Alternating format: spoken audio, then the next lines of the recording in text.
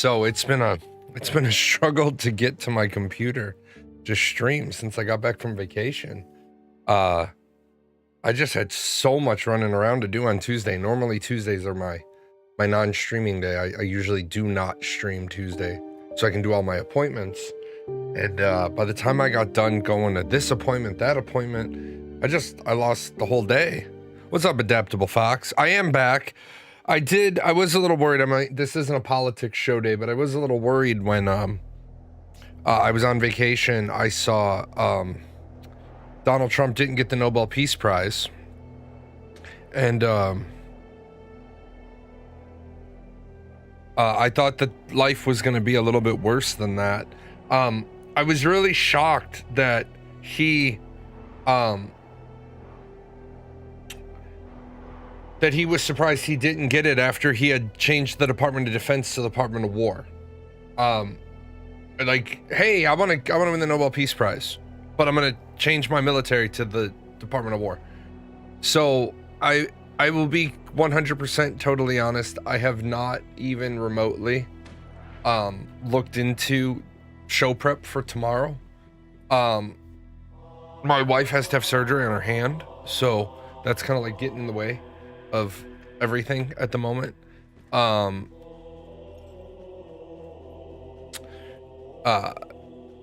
So it is what it is. I was really excited for I hope it goes well too. I was really excited for the update last night for Once Human that dropped, because they said they had fixed the odds of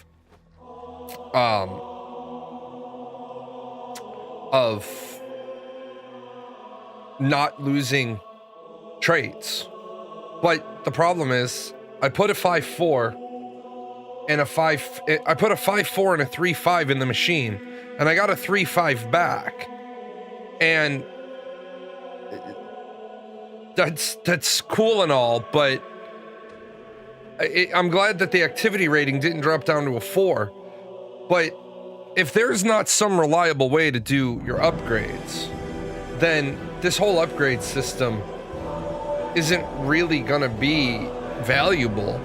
I'm gonna go over to the Deviation Secure server later in the show, and I'm gonna progress over there. I just didn't have a lot of time before I left. I also got to get back on my routine. My routine will start, I'm probably gonna take next week off from my normal routine and then get back going after that. Shit, man, it has been a fucking nightmare trying to get my kid into an apartment. This one place that we have a really good relationship with, we finally drove up there, and they were like, we haven't been getting your voicemails. And I'm like, well, what do you mean? Because we've certainly been leaving voicemails. So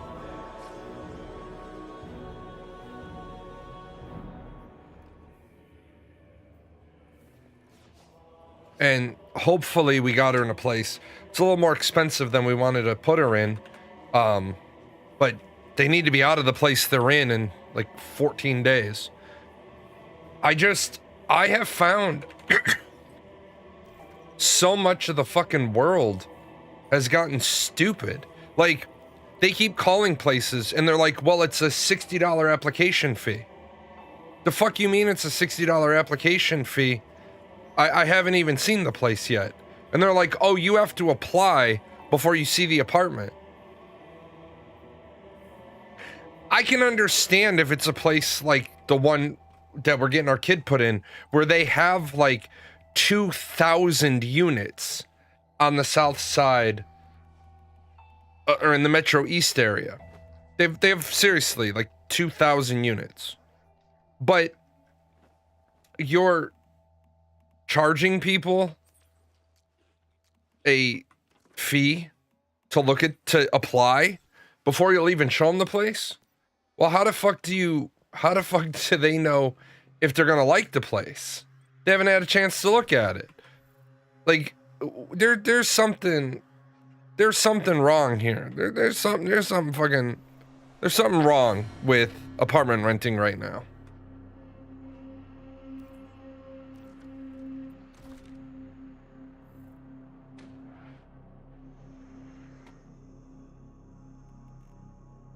Oh shit. What did I just do? Damn it.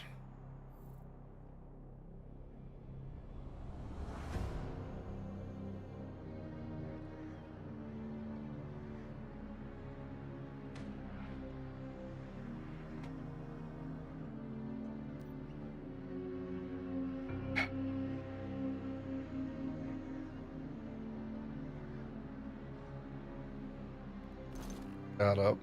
Gotta fix that loadout real quick. But no, I will say this. I had a fucking blast. I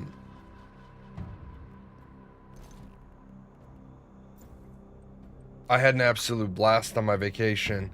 It was, how did I screen people as a potential renter? It was real simple. I let people see the apartments so that I could meet them. And then if they liked it, then I had them put in an application. And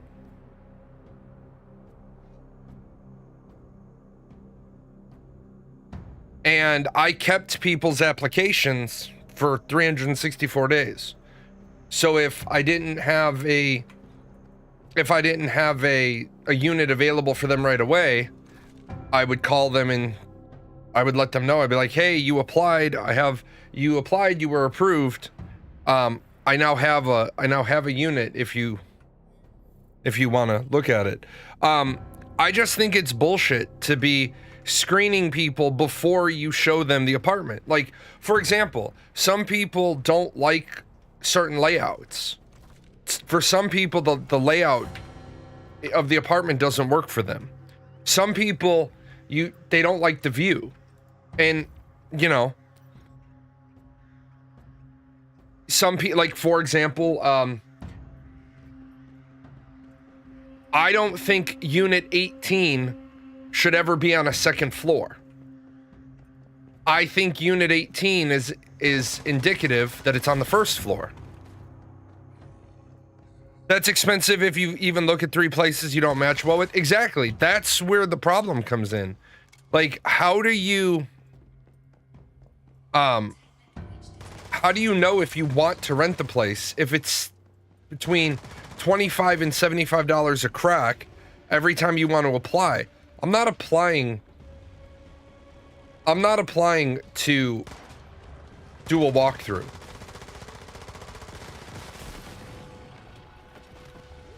And it's the whole world has just gotten fucked up with that.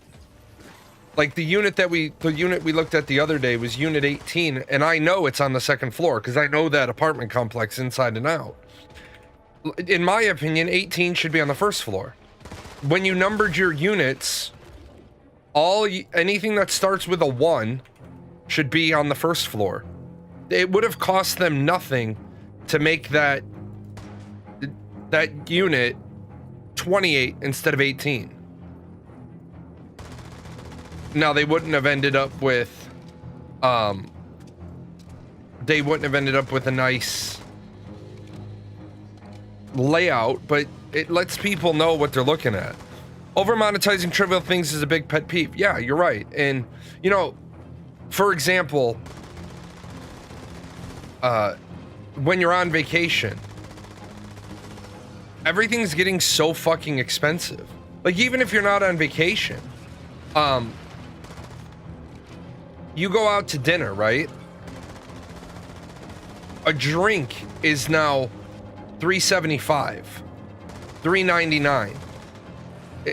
Where we were, drinks were $4.99. $4.99 for a fucking soft drink. That's where you're padding your bottom line.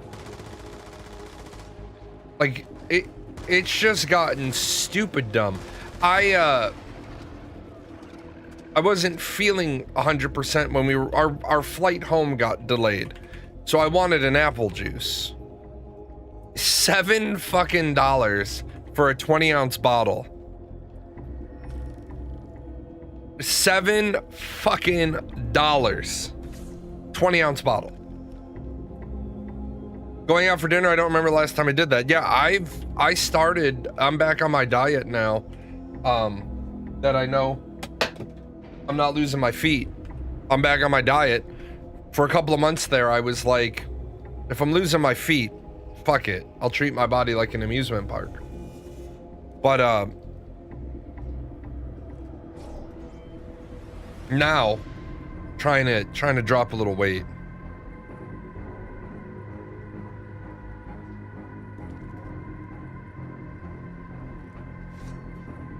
And feel better about myself. Hey, you know more about rental laws and stuff? If I have to fix problems myself, can I charge them? Been over a month and they still haven't fixed several things I need fixed. No, you can't charge them. And I'm not your landlord, rental, legal, whatever advisor. But what I will say is there are things that you want fixed that aren't landlord requirements to be fixed. A lot of people don't like to hear that, but that's the reality of things. There are things the landlords have to get fixed immediately. There are things that the landlord, unless the landlord, like heat, air conditioner, hot water, every state says how long the landlord has to fix those things. If it's one of those things, well, when I moved in, they said they would fix it. Well, why the fuck did you? It doesn't matter. Do you have a contract? Do you have a contract that specifically says they would fix it?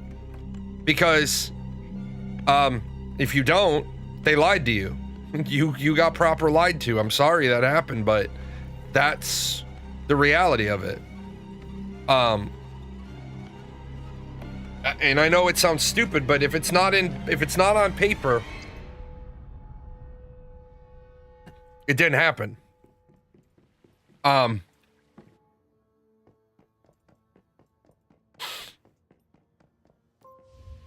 know that sucks, but the only thing that you're never actually authorized to fix anything in a rental. The only thing you can really do in those situations is withhold rent until they make the payment. But again, you can't withhold rent unless it's one of the things that landlords are required to repair. Yeah, if you're the tenant. Yeah, also remember that a lot of landlords hem themselves up because they try to charge for every nickel and dime thing when they flip the unit. And if you have a renter that knows the law, that renter is going to get you fucked, because if your renter has been in the unit for 3 years and the carpet is faded, you can't charge them for faded carpet because that's normal wear and tear. Now, if the carpet is heavily soiled, that's a different predicament. But I've seen landlords try to charge people for dirty carpet, and then the tenant's like, no, I'm gonna fucking sue you over my security deposit. And then it turns out the landlord has charged the last like 3 tenants for dirty carpet. Well, you were supposed to replace that carpet a while back and you never did. Because remember, when you charge somebody for a security deposit, you have to tell them what you charge them for. If you only got the carpets professionally cleaned, then you can't charge them $600 for replacement carpet if you didn't replace the carpet. And a lot of landlords fuck themselves in their own ass over that. They say, oh, I had to replace X. And the person's like, great, you had to replace X. I want to see the receipt. I'm not going to show you the receipt. Well, then give me my fucking security deposit back. Because if you didn't replace it, you can't charge me for it. Like, some people say, oh, well, I'm taking the fair value of the carpet. No, it doesn't work like that. You don't, You don't get to decide arbitrarily what fair value is. And I've seen a lot of landlords. That's why I don't want to be a landlord anymore. I'll just call them and let them know I'm out then at the end of the month and try again and make sure everything writing a different place. Well, what the hell is it that's broken? Like, to me it sounds like this is not like important shit that's broken.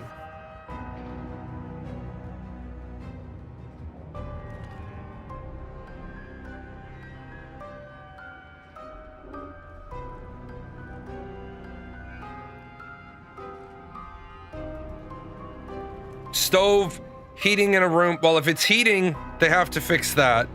Tap in the bathroom. Yeah, all those things are things that, first of all, what I'll say to you is you should have never moved in until you should have never moved in until the stove was fixed. But yeah, those things, you'd have to look up your specific state law.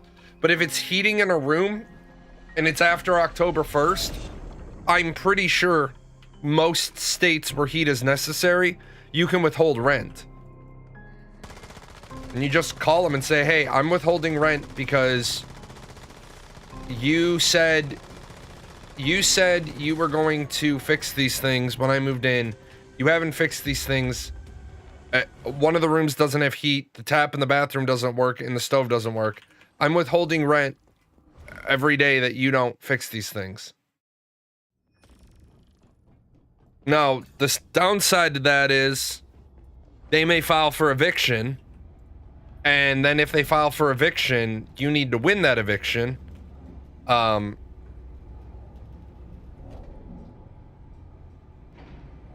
you'll have an eviction on your record. And having an eviction on your record, landlords do not have to rent to you.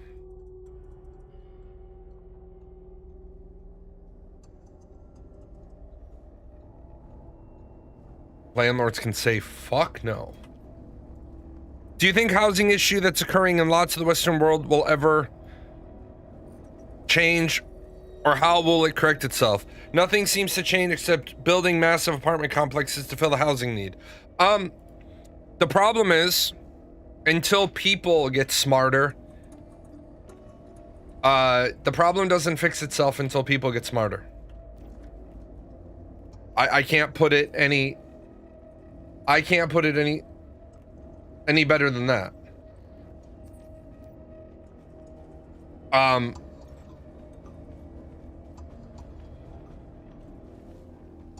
People, like,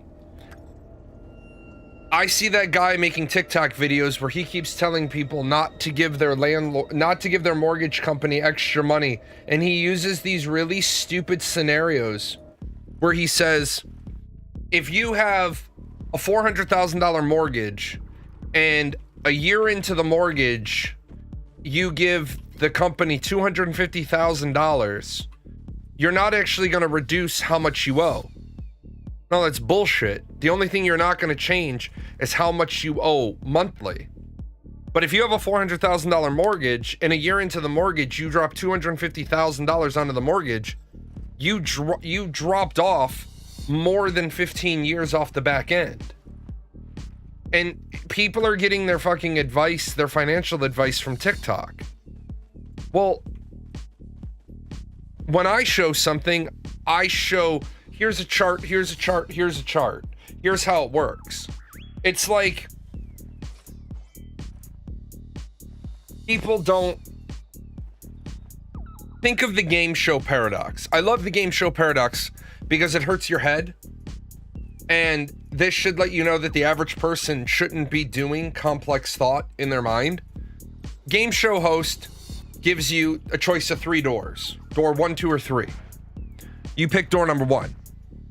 Well, you have a 1 in 3 chance of winning. And then the game show host shows door number 3, and door number 3 is a goat. And then the host says, do you want to change?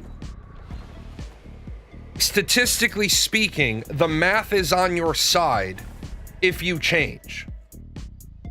It doesn't matter. Some people will say, well, I know that the host knows what's behind each door, so he's offering me the choice. They don't give a shit about the choice.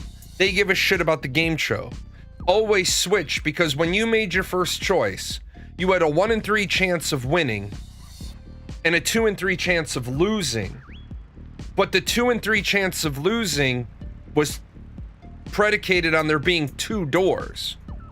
Now you have a 1 in 3 chance of winning if you stay, and you have a 2 in 3 chance of winning if you switch. And some people will be like, no, it's 50-50.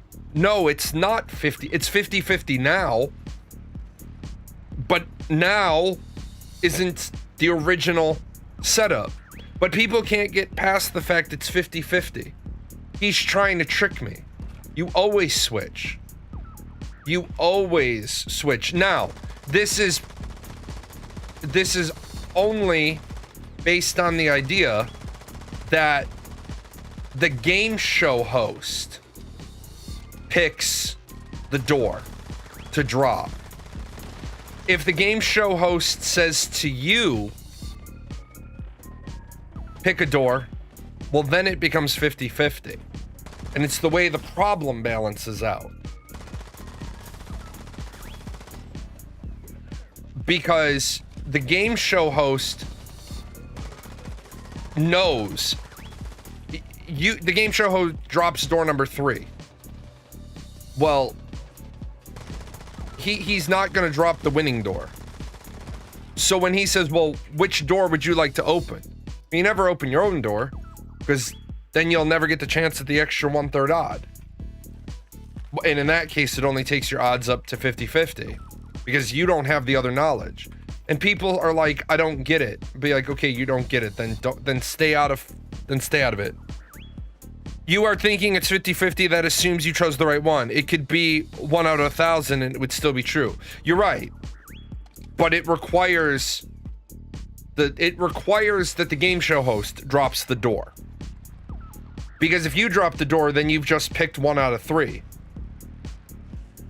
And people don't like to study paradoxes. People don't like to read all of the different paradoxes and challenge their mind. People suck with math. They suck with logic problems.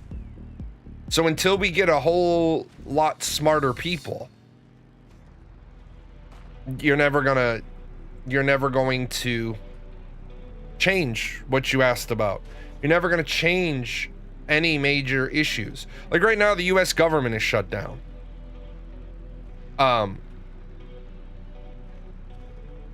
At this point, I no longer care that the US government is shut down, because it doesn't affect me.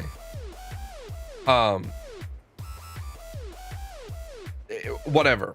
It is what it is.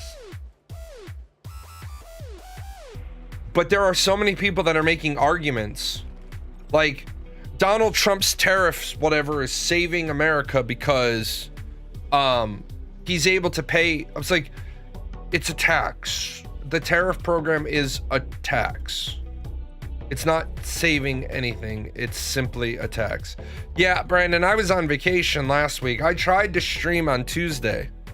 I tried to stream on Tuesday when I got back.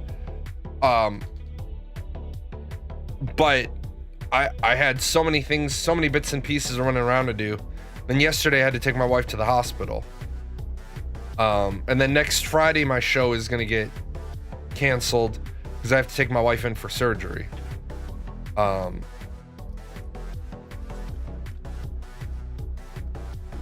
Yeah, she just has an impinged nerve in her wrist that they can't massage out. They can't occupational therapy the nerve back into place. So she needs to, it's literally a 7-minute surgery. Yeah, wrist pain is awful. I have carpal tunnel in both wrists, but I'm not having surgery. My roll of the dice with all of my surgeries has been, every time I have a surgery, they fix one problem, but they cause another. So I would just rather not fix the carpal tunnel. I'll fix the carpal tunnel if I lose the ability to use my wrists. But as it is right now, I can use my wrists with pain, and I am not really concerned. about pain. You just ran a simulation for the Paradox, and out of 100 simulations, the car was chosen 67% of the time. Right, because it's a 66.6% chance. You always switch. It does make gaming hard sometimes, but I have a vertical mouse, so when my wrist starts to get sore, I can switch to a vertical mouse. Playing a shooter is a little bit harder with the vertical mouse. I mean, after a while, I would get used to it again. Playing something like Crusader Kings 3 with a vertical mouse is fine. Down here, my tree. Oh shit. But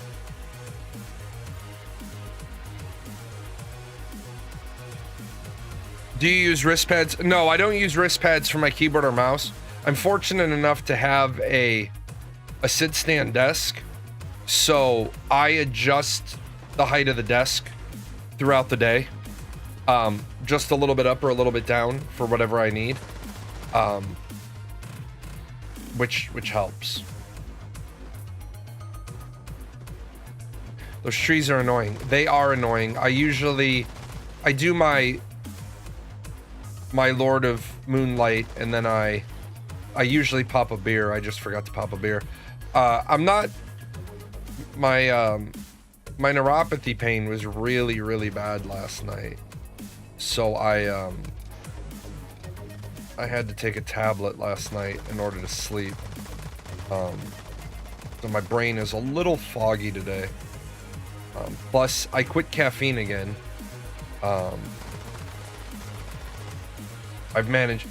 I slammed root beer while I was on vacation, and I'm trying to now quit soda again going into the winter season because I'm a fatty. My daughter makes me laugh so much. My daughter was like, I mentioned that I was going on a diet. Well, when I go on a diet, I'll cook anybody else whatever they want me to cook them. But when I'm on a diet, the amount of going out to, like junk food places goes down. And my daughter was like, I don't need no diet, I'm fat and happy. The only root beer I like is Barks. I do not like any other brand of root beer. Occasionally an IBC, but I find IBC to be too sweet. I like the bite. I like Barks has bite. Dude. Dog, do your job. I could drink sugar-free drinks. I could also drag my dick through broken glass if I needed to wake up, but I don't really want to do that either.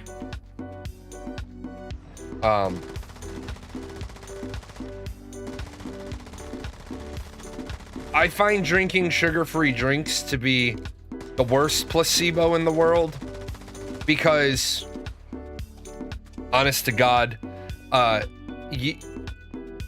if you're not going to drink the sugar drink, drink water. Just drink the fucking water, which I have tea in here. Each one of these Stanleys is 20 calories. So I'll drink both of those during the show. And then I'm on a high protein diet again. I paid the extra money. I got the protein power, whatever the shit the stuff is called. 42 grams of protein for 250 calories. Black coffee, I would rather stick my dick in a blender than drink black coffee again. Black coffee is very much, zombies are attacking me. Before I drink black coffee again, there will be a zombie fucking apocalypse. Now, straight Espresso? Okay. I can drink straight espresso. No, black coffee is not an espresso shot.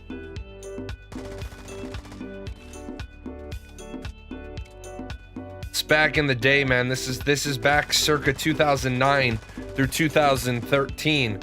I pulled into a Starbucks once, and I said, "Let me get a caramel macchiato with 6 shots of espresso."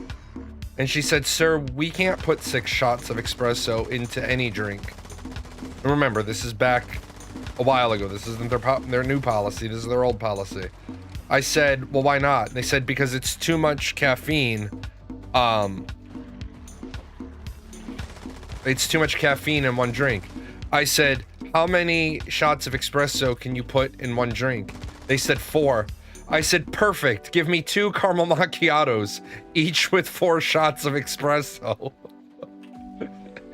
I had a lot of work to do that day, and let me tell you, I could see fucking sounds.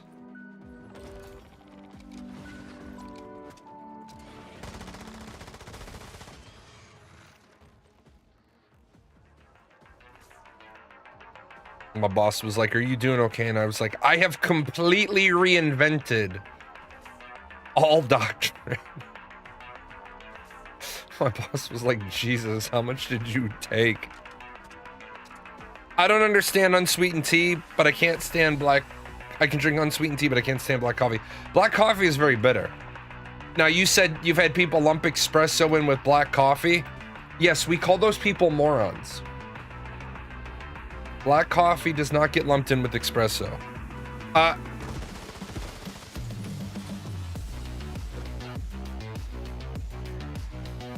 Why? Switch back to the fuck. Thank you. Damn it.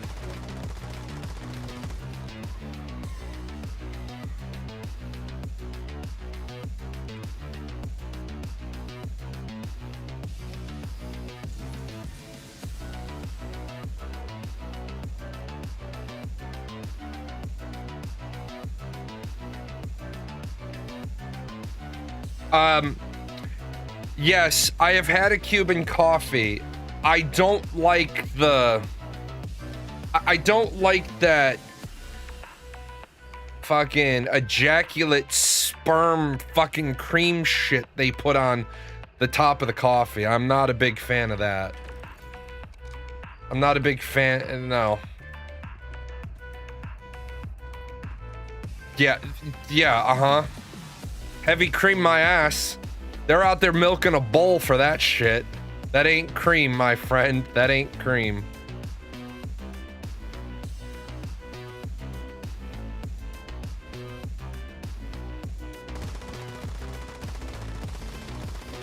They're milking something, I don't know what. Some fucking Cuban in the back room. There's some poor guy chained up to a fucking the fucking chair. We need more cream. Guy in the back. No! Yeah, the condensed milk. It's not condensed milk, I'm telling you. It's bull sperm. Hi! Are you gonna run the show for me? Hello, that's the microphone. I need you to not do that. Oh, hello. Oh, who's my baby? She's still mad at Dad for going on vacation. She's still salty. Hi. Hi. How are you?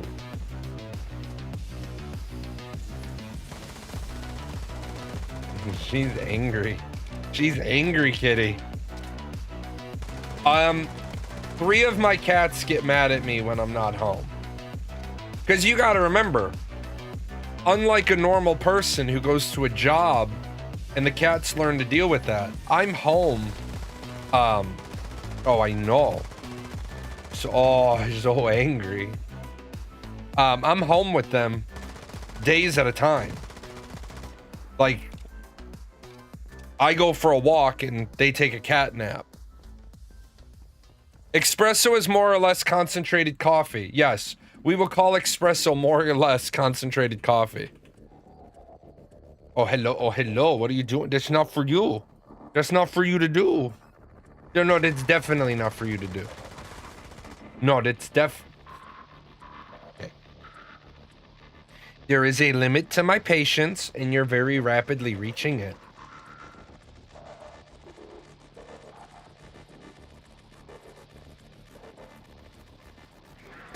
Oh, hi. All right. Do you want baby? If I give you one baby, will you go? If I give you one baby, will you go play? Hi. Hi. Oh. The people see the baby. They're just expecting a human baby. Oh, thank you. Thank you.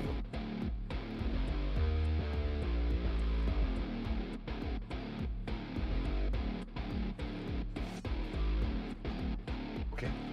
Go find Impy. Go find Impy and Mittens.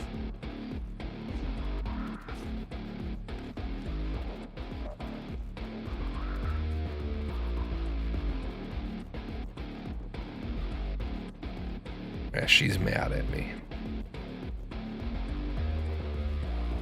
It's really nice to see Battlefield 6 doing well so far. Hopefully it's the start of a new trend to AAA titles actually being functional and good at launch. I can't really speak intelligently on how Battlefield 6 is doing because I've been on vacation and I haven't done any research.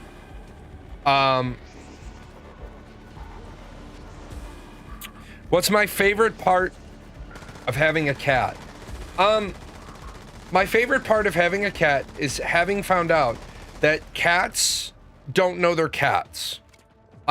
Cats have this weird species integration thing that most animals don't. Like a dog knows it's a dog. They find cats in like capybara exhibits, and if you don't believe me, you can look it up. You can look up the cat in the capybara exhibit, and this is a real thing. Cats become my kids. Cats hang out with me. What the fuck is this red line? Okay. Oh. So the fact is, my cats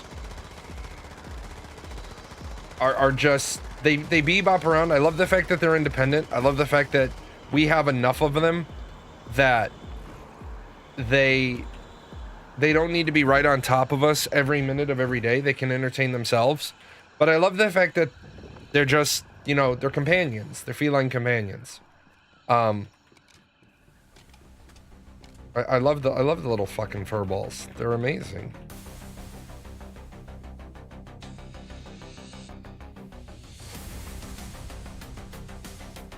What I'm not totally in love with is Once Human right now, because not exactly getting the drops I need to work on my mods, and it's not exactly easy. You can farm weapon mods really quickly. Like I can clear Forsaken Giant in 20, well, let's call it 44 seconds on a slow run. So I can get mods every 44 seconds. And when you're farming weapon mods, especially when you're farming you can specify which mods you want to farm. When you're farming armor mods, you can get a lot of 12s to help you with the craft, but you can't get exactly what you're looking for. And so you spend a lot of time grinding to make mods. I think out of all the good mods I have, I think maybe 3 of them dropped good across 5 sets. And the rest I had to painstakingly grow.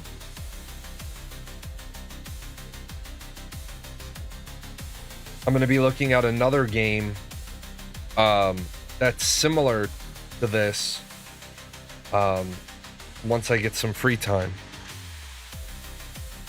Yeah, cats mask pain more easily. They mask conditions more easily. That is true. That is very, very true. I saw. Can I just say that the things that people sent me while I was on vacation, I looked at some of them. I looked at the Ashes of Creation ones, and holy shit, are people are just over that game.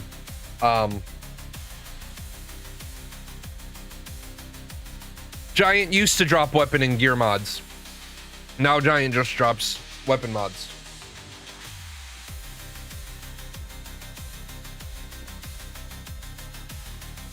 I don't know if there's more people starting to turn, but I will definitely say there are people that are pissed off and angry, because they radically disagree with the direction that Intrepid is going.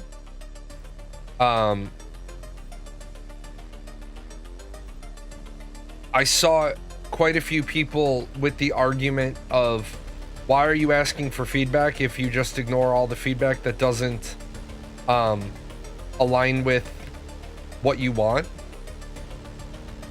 Which is a very fair question to ask.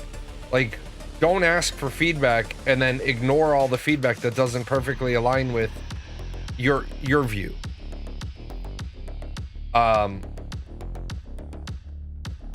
I'm actually interested to see what happens when they do this testing, whatever the shit we're gonna call that. When they do that in November, I'll test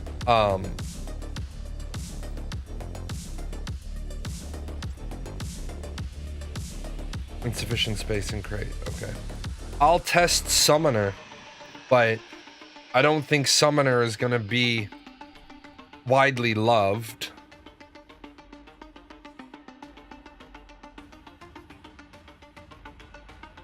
You hope that Ashes becomes better, but you doubt it. I doubt it too. And I'm not the people that I'm gonna blame when Ashes sucks is all the people in the community that shut down every piece of feedback. And I say this with full sincerity. There is a reason why every so often good businesses, good organizations, they just have random Tiger Team meetings. I don't know what the civilian world calls them. We call them Tiger Team meetings. We just get a bunch of people together and we talk about, like, if we were king for a day, what would we fix? If we were king of the moment, what would we fix? What's the one thing we would fix? And you'd be amazed at how many parts of an organization you can fix with just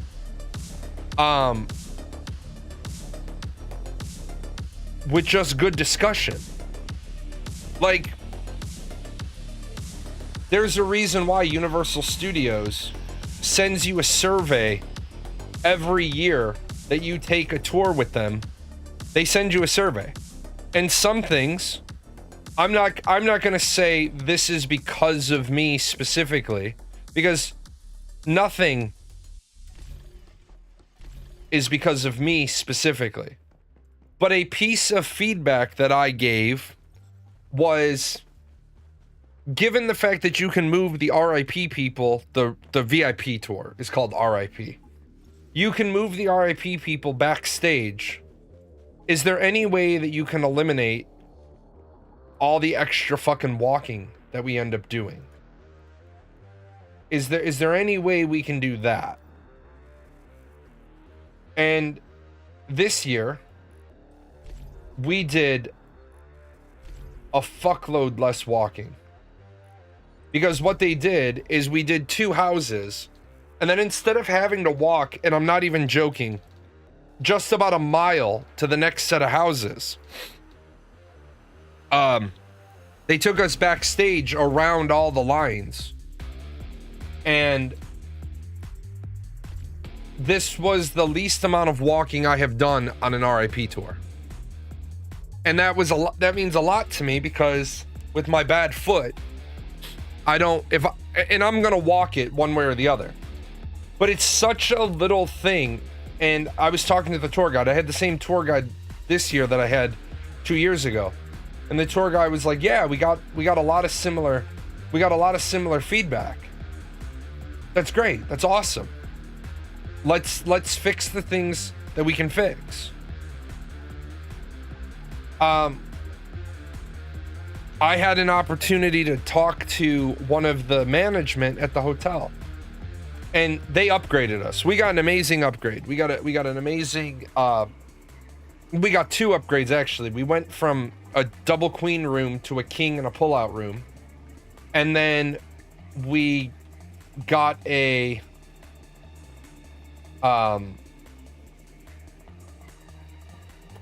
bay overlook room on first floor, so we had a patio, which is amazing. When I had a chance to talk to them, they said, oh yeah, you guys normally come down for 5 or 6 nights and you only came down for 3 nights this year. Can I ask why? Yeah, because I can't fucking afford it. You guys went from charging $468 for the room to charging $900 to $1,100 for the room. I said, the nights I didn't come down Wednesday night. I usually fly down Wednesday night. And that way we can just land, go to dinner, get up the next morning. I said, I can't afford $900 for a room that I'm just sleeping in for the night. I said, and we canceled Thursday night because the hotel was $1,198 that night. I said, that's obscene, man. And he's like, well, you have to understand. I said, look, you don't have to explain. I understand business, but there's no way your business model changed in 1 year where you're going to stand here and try to justify a 300% increase in cost. And if you're going to try to do that, just don't, because then I have to take offense to that. I said, I understand what you're doing. You're making up for lost profit over the last couple of years. But I think it's a really bad time in the economy to try to be making up for all this lost profit. I don't think it's a good plan. And the guy was cool. He was straight up with me. He's like, yeah, I see your point, and you're right. You clearly get it. I'm not going. I said, thank you. Now we can have a nice civil conversation. Like, don't try to tell me any bullshit that you have to raise your rates by 300%. Otherwise, you'd be out of business.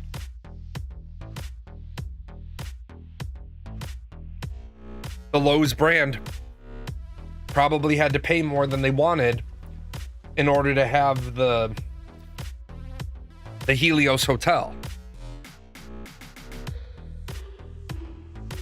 Should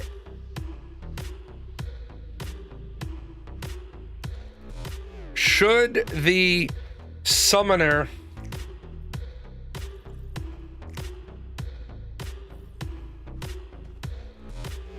that's kind of a cool effect. Should a summoner be a jack of all trades? Off-roll.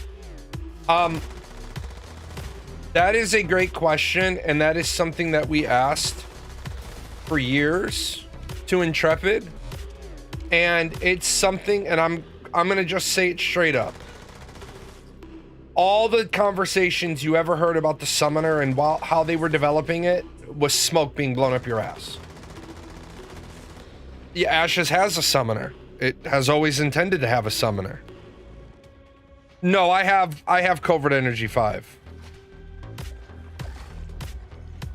Right now I'm not merging anything on the real servers until I figure out better. What I want to do is I want to create a couple with covert energy, but I have them, but now the conversion rate's not 100%. Here's the problem with any company that says one thing and does another.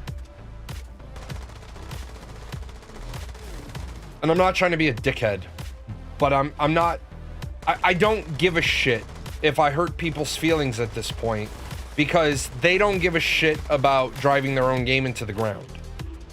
And their community doesn't give a shit about giving piss poor feedback that's driving the game into the ground. There's a lot of different ways you can do a summoner. Final Fantasy 11 does it one way, 14 does it a different way. If you're going to say we can't build the summoner until we know, or we're not going to build the summoner at first because we want the summoner to be able to fill in for a tank, a healer, or a DPS, then why in the blue fuck are you building your summoner when you only have your classes available to what, level 25? How the hell do you know what you need at endgame? No, not every class can be built every way. Tanks are tanks, healers are healers, bards are off healers and support. Why would summoner need to fill a tank role? For example, you have a situation where there's elites that spawn during a boss fight, so you need a second tank. Well, you can't bring a second tank because you need you basically need to have a balanced party, but you need this you need this elite to be handled. Well, maybe you do it with a fire, maybe you do it with a fighter who subspecs tank, or maybe you do it with a summoner who uses a tanking minion. I thought, yes, you could build healer as damage, but again, as I said for years, you could build a healer as damage, but if a healer could do more damage than a mage, why the fuck would anybody ever roll mage?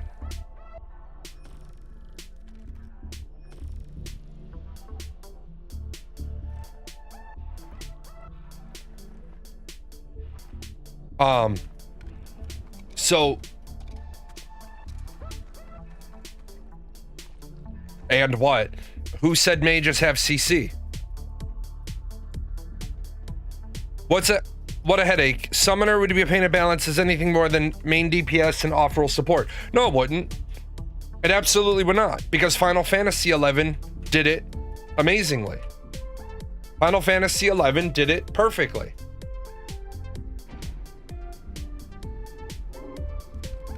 If your tank went down, your summoner popped out Titan, used Titan's aggro grab, and then you had about 40 seconds to get the tank up, get him healed, and then the tank re-grabbed aggro.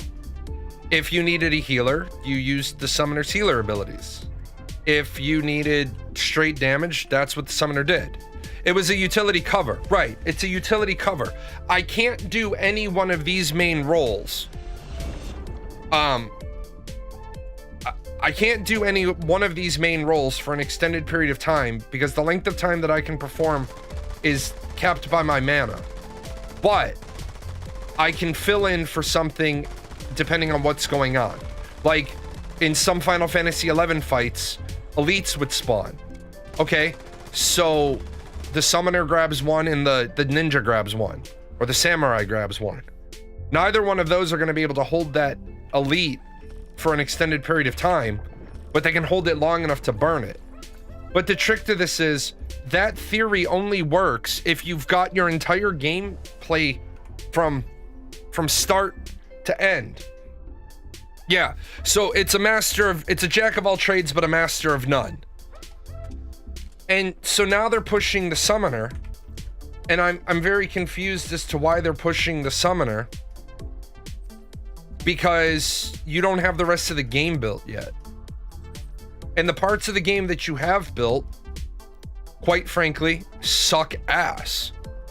Like, you didn't have, like, and I'm sorry, I am not going to apologize for them not knowing what the fuck they're doing. You created a glint system You created a glint system that's completely fucking F73, and you don't have an economist. You can't seem to manage to fix diminishing returns. There is a long outstanding crate duplication bug that you can't seem to get fixed. Well, this is why I said, and you remember, before I stopped covering that game full-time 12 to 15 hours a week, I said, there's no point in starting 24-hour testing until you have a product worth 24-hour testing. And they don't have a product worth 24-hour testing now. And they've been 24-hour testing for months. Ashes of Creation. So now they're on this full court press. You're on this full court press to try to do a content update for November, and you're gonna start putting advertising dollars in. Well, look, man, I might not know shit all about game design, but I know a fuck a lot about advertising, because that was my first career. That's the career I retired from.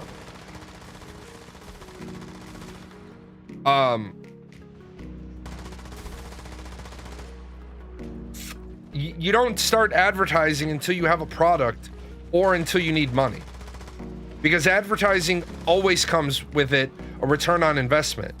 And the problem here is, if you challenge Intrepid on why are you doing advertising if you don't need money, because advertising is designed by its very nature, by the very fucking cornerstone, the core of the word advertising, of the science of advertising. It comes with an ROI, a return on investment. The standard is $2 to $3 per dollar spent. The desired goal is $5 or more. If you say, well, we need tests, and Steven's so full of shit, because he said we want to make sure that we get all the feedback from all the people.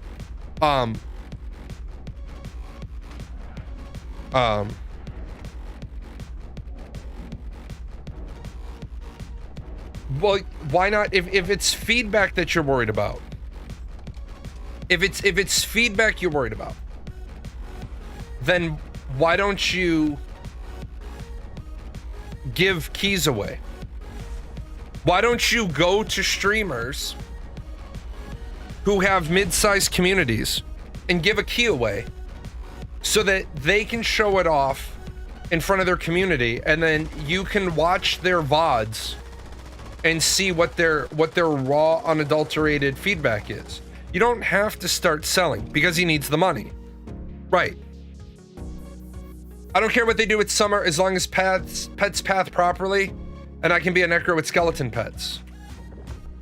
Well, why? Why do you want to be a necro with a skeleton pet in yet another game? Like, I don't want them to do what Diablo has done, because it's fucking boring.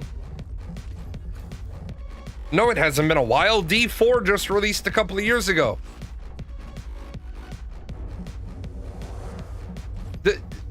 And this is where you never played D4, then you're not a true Necromancer fan. There's an entire game out there that you can summon Necromancer pets, and you didn't play it. Bad Necromancer.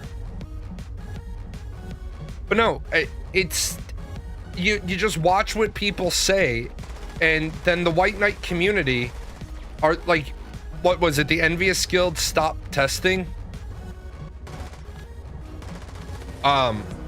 Because they've been dominant in alpha. Who fucking cares if you've been dominant in alpha? Like, congratulations. Be dominant in alpha. After they did their whole pay to win game, I've been boycotting them. Okay. I'm sure they don't. I'm sure they don't miss your money. I mean, to be honest, a boycott only works if everybody's doing it. It's not called a boycott unless a lot of people are doing it. That's just a personal stance. You haven't hurt Diablo's bottom line, so it's not a boycott. I'm sorry to tell you that. A boycott has to have an impact. Makes you feel better? Sure. Yeah, playing Diablo 4 or not doesn't have any impact on Diablo Immortal. I'm happy I will tell you this, I'm happy they did the don't you guys have phones bullshit. Is that nightmare mode? No. There's no point in running nightmare mode, except for your 1 time per week for your boxes. This is pro. Because, unfortunately, other than your 1 first clear box a week, it would be nice if nightmare mode dropped better mods, but it doesn't.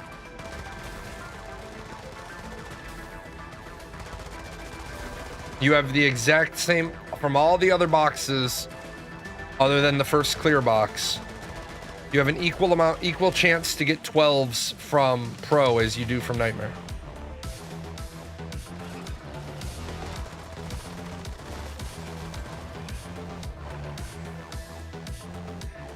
Ashes is doing the exact same thing as PAX DE, but PAX DE had the balls to be honest and say, guys, we're hurting for money. We need to early release to raise funds. Intrepid isn't an alpha, it's an early access while we develop the game. Right. Yeah, you can do an elemental summoner. And I don't mind if a company does a necromancer, but do a necromancer well. Like, don't copy pasta what other games have done. Be fucking original. Be fucking original with what you do. And that's what kills me. But in the end, what's going to be the horrible splat at the end of the fall is Steven still thinks that Intrepid has a chance of being successful. Thanks for the box advice. Didn't know that. New player kind of thing. Oh yeah, no problem.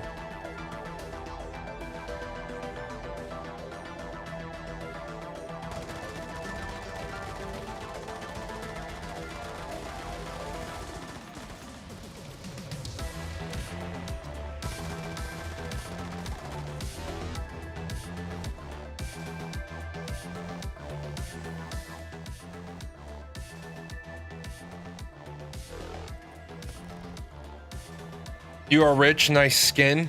No, I just know how to buy stuff out of the cash shop.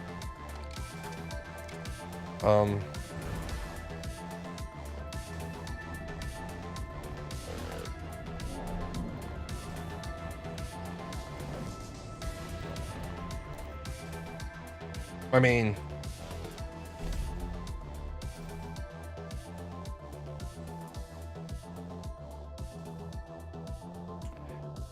Necro is usually unique though. Splashing, no, Necro is not unique.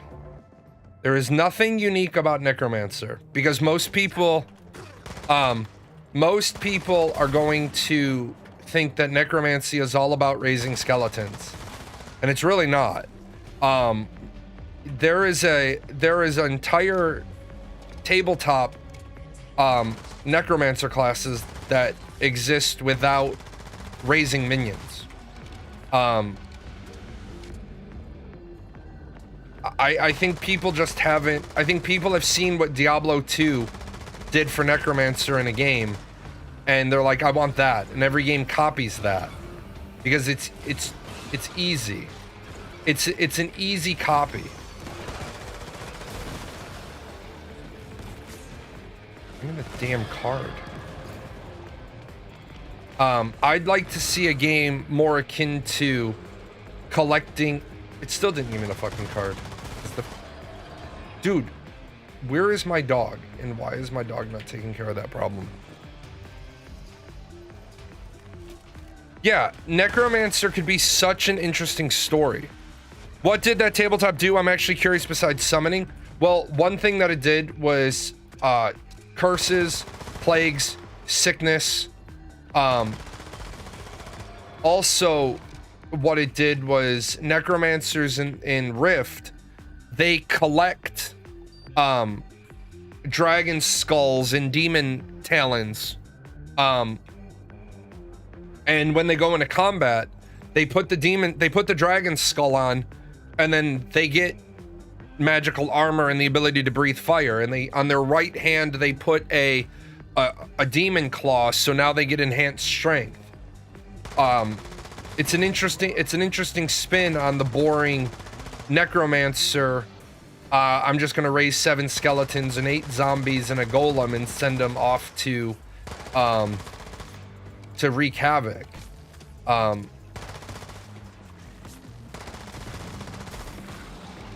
It's almost like people want an undead version of a warlock, which is fine, but there's other ways to do it. There's other ways to make a compelling class other than what we've seen. So the first time the new necromancer stuff came out in Rift, that was a treat to use as a GM, because I had the book before the players had a chance to see it. And so I introduced the necromancer. They were like the guy from the movie Tremors. They were bringing a lot of weapons that would, belt fed, shoot a lot of targets at one time, a lot of AoE, a lot of splash. And then they find out that they're fighting one guy who is, breathing fire like a dragon and grabbing people with a poison claw, and his other hand was a tentacle whip, because you always got to put the tentacle in there. If you don't have a tentacle, do you really have a good necromancer?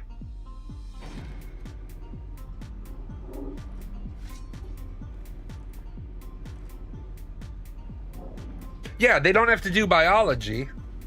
And that's where I've said a good MMO is going to focus on more than just the combat classes with a splash of the life classes. A good MMO should have built all the other systems first.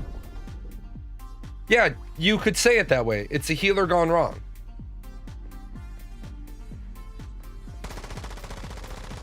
But a good MMO should build a world first, and should worry about the combat, like, not last, but the game setting, the life skilling, the gearing, the gameplay loop should drive the game, not the combat.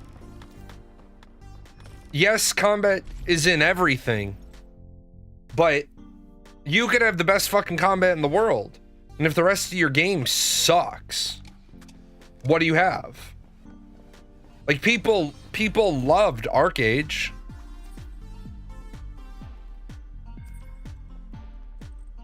People thought Arcage was one of the greatest things since sliced bread.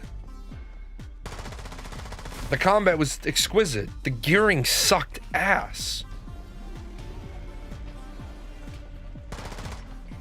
It's interesting when lore is designed in such a way to possibly invent the actual mechanics. Well, yeah, and I think, yeah, you have World of Warcraft. You have Final Fantasy 14. Like, we gotta get, like, I agreed with some of the things that Steven talked about. He talked about player friction. And player friction is such a great source of content. Player friction is what has kept EVE Online viable for all these years. Because honestly, EVE Online didn't have the content to keep the player base engaged, but the players being able to fight over scarce resources, being able to fight over sections of space, that's a smart play. Like, you said it from the start, first ever project, and they're doing a multi-classing node system.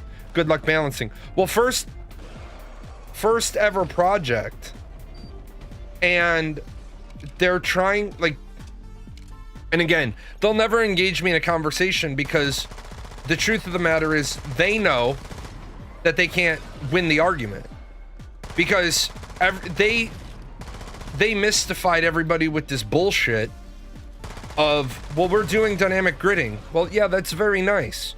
I went to that same school of philosophy. If you can't dazzle them with brilliance, baffle them with bullshit. Great, you're doing dynamic gridding. How does dynamic gridding solve your content density problem? Until you have that answer, dynamic gridding is a bullshit answer. Because you're not solving the problem. You're not even looking at the problem. Great. You have the ability to dynamically split the grid.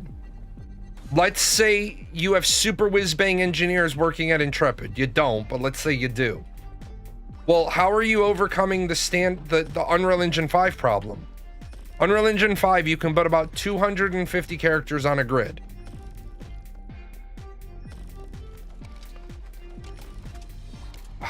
So dynamic gridding, well, we have the ability to seamlessly split the grid as many times as we need in order to properly load balance. Okay, well, how are you accounting for cross grid execution?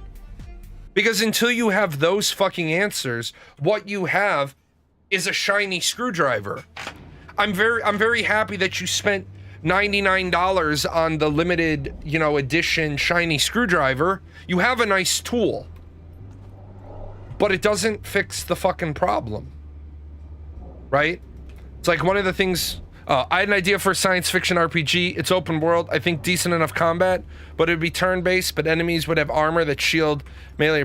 Turn-based is probably never going to... Turn-based is probably never going to be mainstream MMO again. Turn-based is small combat, sure.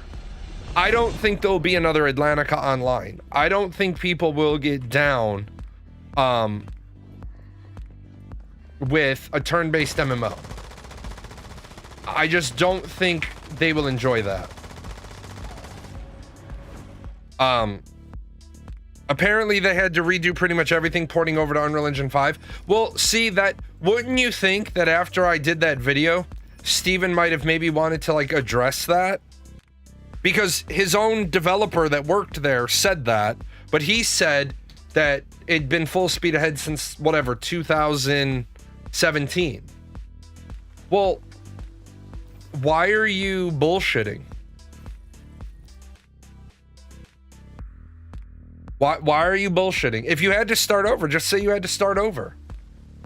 But, that's cool. Where the fuck's my house? Where's my house?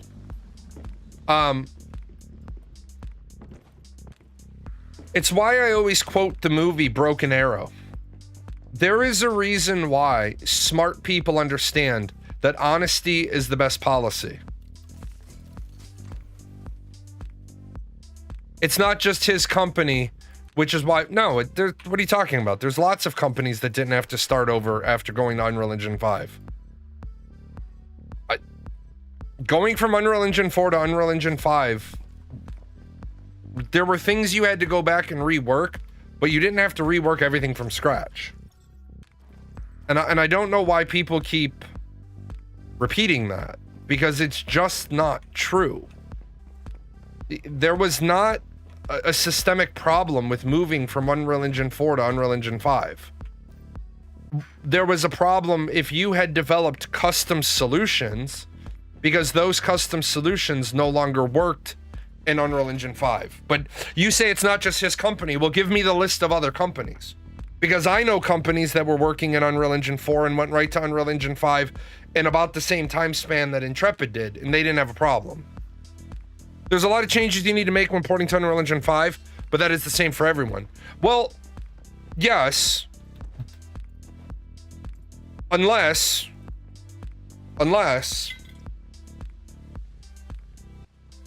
you paid attention to what Epic had been telling developers, and so you worked on things that weren't going to need as much retouch.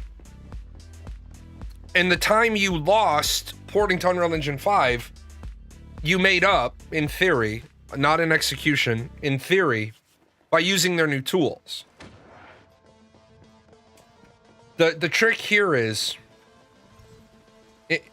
all things being equal, they didn't have enough game put together at first to start worrying about like they didn't have the basics in place. They tried to move on to step 5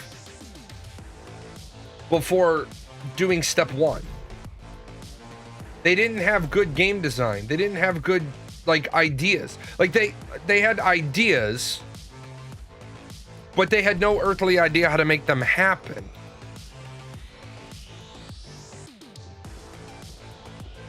Like, you notice we've seen the cleric redone multiple times. Well, why are we seeing the cleric redone multiple times? Why isn't the cleric the same? Why did the cleric change so much from Alpha 1 to Alpha 2? That's the redo that I'm really worried about. I was in the Unreal Engine 5 early access, was playing around with it. When the launch hit, so much had changed. Even basic nodes and blueprints got completely bent out of shape, with things being deleted, made obsolete by other nodes. Right, and I could see that. That piece I could see. But as far as I'm aware, what other developers have told me is that if you were paying attention to what Epic was saying, you would have been ready for that. You would have been ready for the port over, for the changeover. And maybe some companies just got really lucky. Maybe some companies took the opportunity when they heard that there was going to be this big change. Maybe they downshifted into more a waterfall approach, and instead of building anything, they mapped out how they would build it. They thought about how they would build it, and they waited till it came until it came about. But either way, they shouldn't have had to redo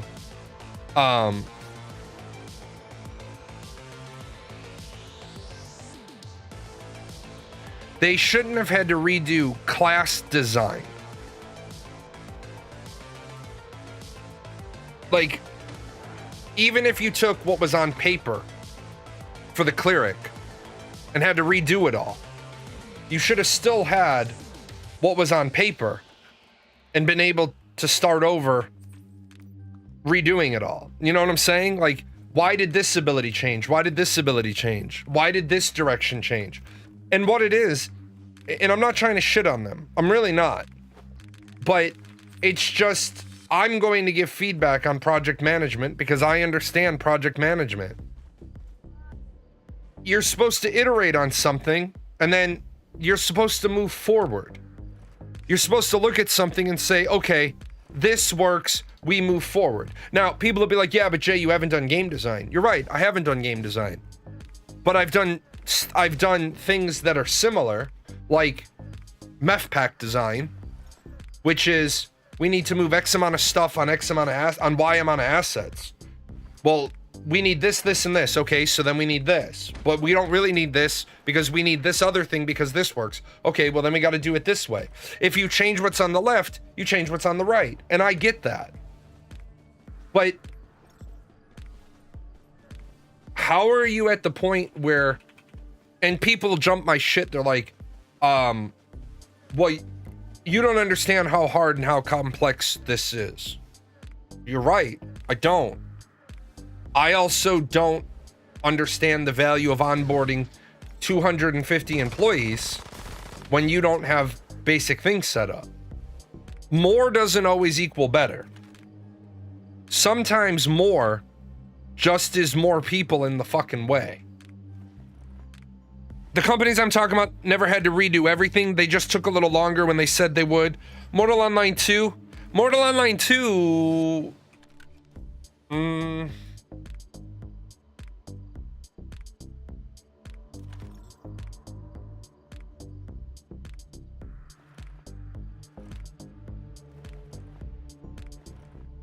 Mortal Online 2, you can't really treat seriously, because Mortal Online 2 is like what, a one person in some part-timer development shop. I mean, not trying to be insulting to them, but they don't exactly have a massive, robust development team. So yeah, it's gonna take you a while to move over. Yeah, I think by small team, I think at last check-in, they have one full-time employee, which is the owner, and a couple of contractors. But we can talk about Mortal Online 2 for a second. Total shit terrible idea of a game. Shit terrible of a fucking concept. All across the board, absolutely just dog shit.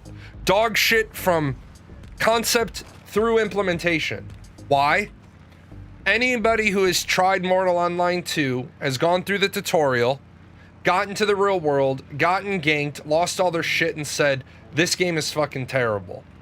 Open world PvP games have got to be done in a very exquisite manner. Otherwise, they're just dog shit on the sidewalk. And the way you do it is... Fuck you, bears. I ain't even fucking here for you, bitches. Now you're all dead. The way you do open world PvP is you are not going to have a successful open world PvP game with loot drop, XP loss in the year 2025. You're not going to have it. It's been saying this for one MMO that covers every genre you can think of with endless possibilities, and the owners of the game, Shadowrun. I would say instead of Shadowrun, I would say Rifts by Palladium Books covers a little bit better. And the reason I say that is Shadowrun, and I love Shadowrun, by the way. In fact, hold on 1 second. I love Shadowrun so much.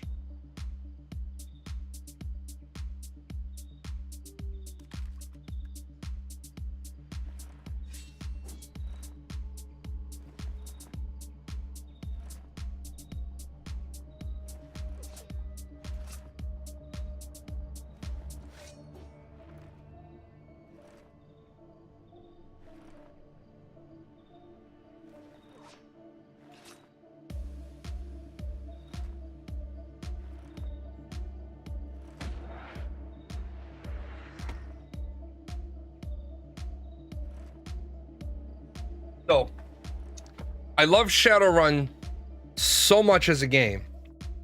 I have an old ass copy of the coveted Shadowtech book, 7110. I show this to people sometimes and they've never even seen this fucking book. This right here is how you do an expansion book. With that said, I think Shadowrun could be an amazing MMO. No doubt. Shadowrun could be an amazing MMO. But I think if a game company wanted to make the best MMO, period, it would be Rifts. We're basing off a tabletop game. It would be Rifts. Because Rifts has fantasy, it has magic, it has post-apocalyptic survival. It has the opportunity for a node system like New World or Ashes of Creation. It has the opportunity for a lot of player friction. But you can't have you can't have non-consensual PvP in a 2025 game. You can have open world PvP, just make it opt-in. Just make it opt-in. Give an incentive for doing it. but don't make it mandatory. And here's why: when people will turn around and say, "Oh, you don't know what you're talking about," blah blah blah. Really? Then why is it major game companies are all moving away from open world non-consensual PvP? If there was a large enough contingent of players who were spending dollars on open world non-consensual PvP games, that's what would be in the development pipeline. I shouldn't win in open world fights using the world, but I think open world PvP just needs to be put to rest. No, open world PvP shouldn't be put to rest. No, don't put it to fucking rest. Fucking terrible idea. Just make it consensual. Make it so you have to opt into it, not opt out of it. So for example, you can't fight people. Let's say Steven called me up and said, "Jay, save my bacon. I'm fucking broke and I need to make changes to Ashes." First thing I would do is I would get rid of the whole fucking corruption system. Period. There would be no flagging. There would be no fucking flagging at all. The way you consent to PvP is by engaging in the activities that flag you for PvP. So for example, your node is at war.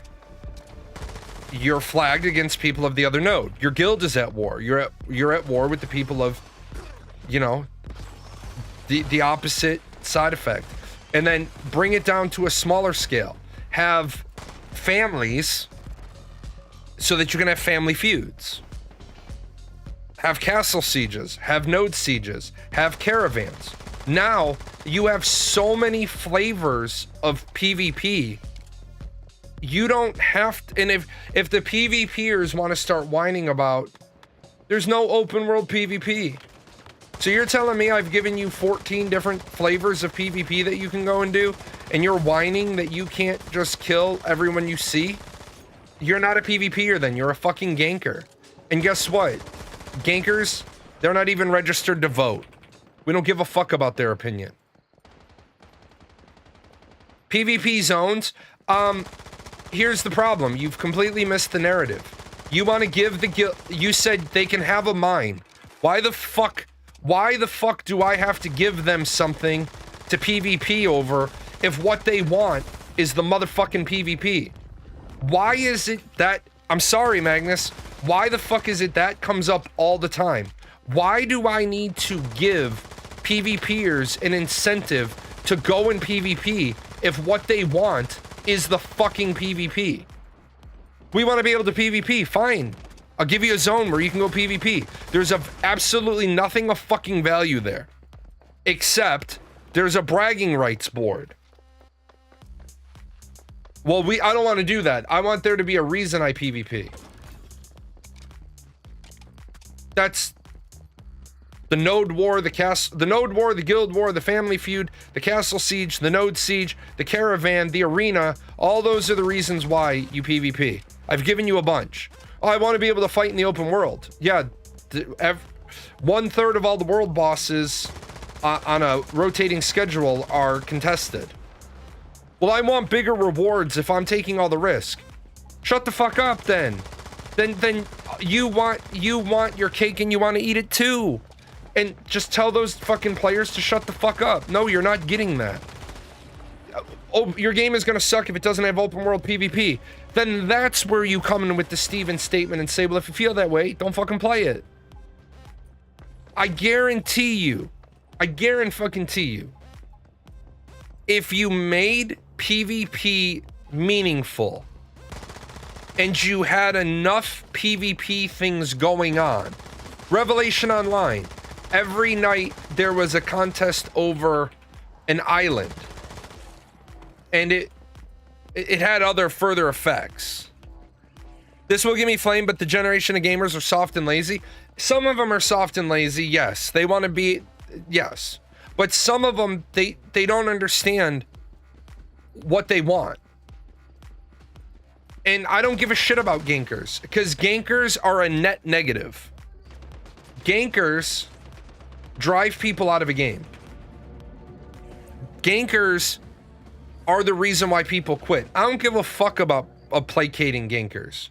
If your idea of fun is ganking, then really don't really even want you in my game. If I designed a game, I wouldn't want gankers in my game. What fucking value do you bring? You run away from other PvP. You run away from meaningful PvP. But you pick on people who can't fight back. I remember in Arcade, I lived in Rookborn Basin. I had 1/3 of the lower basin. It was all mine. Mine personally, not my guild's. Mine. And then my guild controlled another 1/3 of the lower basin. So we controlled from the pack maker to the cliff and then down. People would start fucking with pack makers, and I would get 3 or 4 people over there and go fight them, and then they'd jump over to Falcor Plains, and they wouldn't fight. And they're like, come on, man, just leave us alone. We were killing the people making packs. I don't want your bullshit in my neighborhood. I'm Mr. Rogers, bitch. Are gankers the people that'll be like level 100 but hit level 50? Yeah, that's exactly what gankers are. Gankers can shut the fuck up. It's always somehow way overgeared or some other advantage. Yeah. I like how Elyon did it. Faction versus faction, but if you wanted to take a risk going to PvP zones, or even better, enemy safe zones, of course that game was PvP focused, so the content was Battlefield anyways. Well, I hated how Elyon did it, because I hated how, to be honest, I thought it was dog shit behavior that the community managers were on a faction and on live streams were leading events, and so you were outnumbered like 150 to 20, and then they wonder why the game died. We wonder why our game died, because it's a faction PvP fucking game, and you literally shit on one of the two factions, so they all quit. We were having a blast in Elyon until they started that shit. That's not relevant to the game design? Well, it is relevant to the game design. Here's the problem with the game design. You shouldn't be only doing 2 factions in any game. You learned that shit from WoW 20 years ago. Because when you look at WoW servers, the PvP servers, this one is 90% Horde, 10% Alliance. This one is 90% Alliance, 10% Horde. You gotta have, yeah, Warborn Above Ashes is a good game. The PvP open world when war are nothing to fight over are small scale, but the good fights happen when some war is popping up. The problem with Warborn Above Ashes is simple. If you don't have people that are willing to help you, you can't make any personal progress. So what they've done in that game is they've done a fairly decent job, right? They've done a fairly decent job, but you need to be, first of all, the starting character they give you is useless. Second of all, if you don't have people to guide you, you can't make progress. Number 3, you pretty much have to play that game 24/7, because if every day you miss, you fall behind. So it's got a lot of good features, but it also has a lot of bad ones. I'll be right back.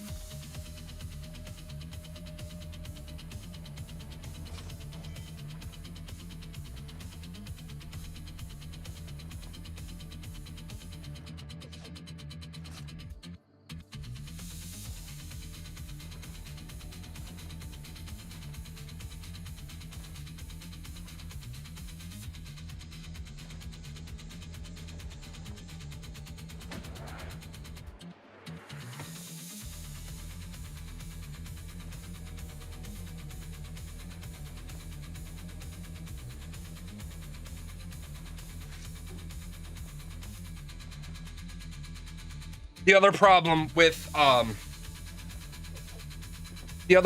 Warborn Above Ashes is the factions give a buff. So,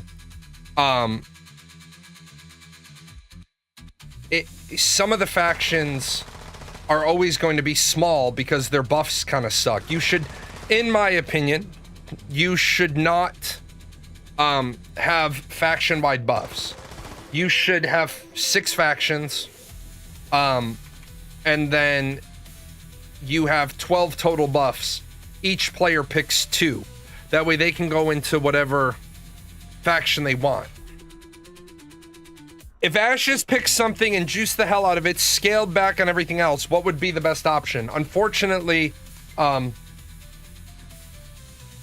Ashes can't fix their problem with one thing. They need to fix 2. Number one,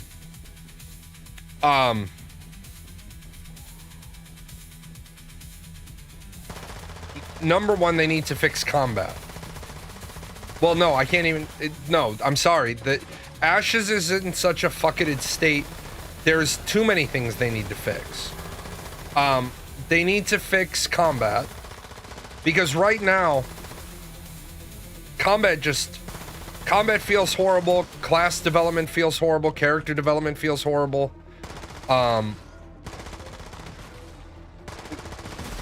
You're not releasing a game in 2025 where you're grinding for all your levels.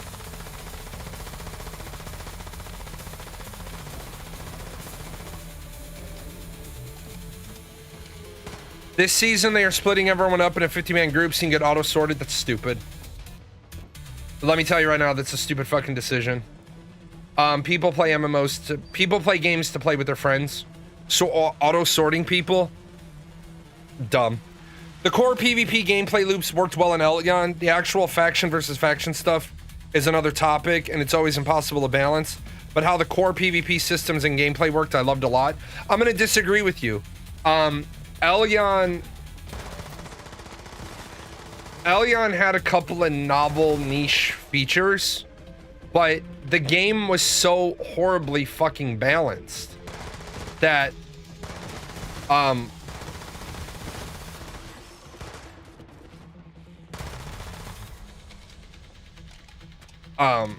it's hard to say if those systems were working.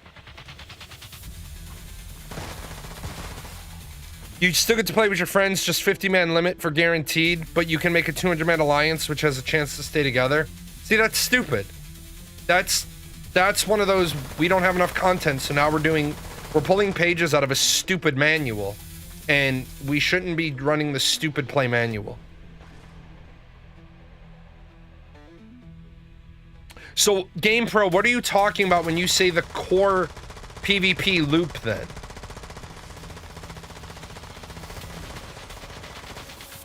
Like, what exactly are you referring to as the core PvP loop? I wanted to ask, if I farm some deviants or mod, can I make a new character on a particular scenario and farm them, or will I have to do the story? No, you don't ever have to do the story in Once Human.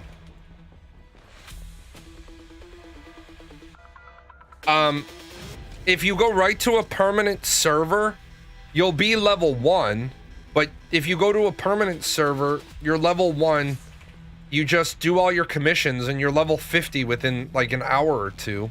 I mean, yeah, you'll have to grind, you'll have to do some Blackfell runs for your mats, but if you go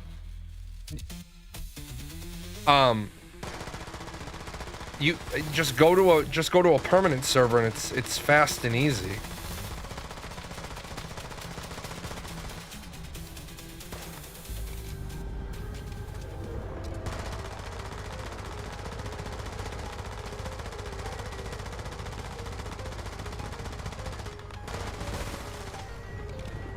How they allow PvPers to have fun without screwing over other people's gameplay. They had tons of PvP events with rewards to fight over, in addition to instance battlefields. Right, GamePro, I think you're missing something. You did screw over other people's gameplay. Because in Elyon, your faction did events, which you got power. The reward of the PvP events was power. And because You must have been on the faction that was controlled by the devs, because the other faction, we couldn't do anything. We couldn't progress. We would go to events and we would be outnumbered. Okay, well then I'm sorry, I'm gonna call bullshit, because there were only 2 fucking servers and I played on both of them, and both of the opposite side factions. When were you winning? Because I was playing 12 to 14 hours a day, about 9 hours on one character, 5 hours on the other, and we weren't ever fucking winning. Like, ever. We were never winning, and we couldn't even do well enough to make small progress, and the gap grew so quickly that it was literally, I'm going to an event and I'm getting my ass kicked. I'm getting deleted. And I was one of the top geared people. I was a top geared tank, and I was literally getting fucking deleted. So they had tons of PvP events with rewards to fight over. That's true. But the developer backed side was always winning.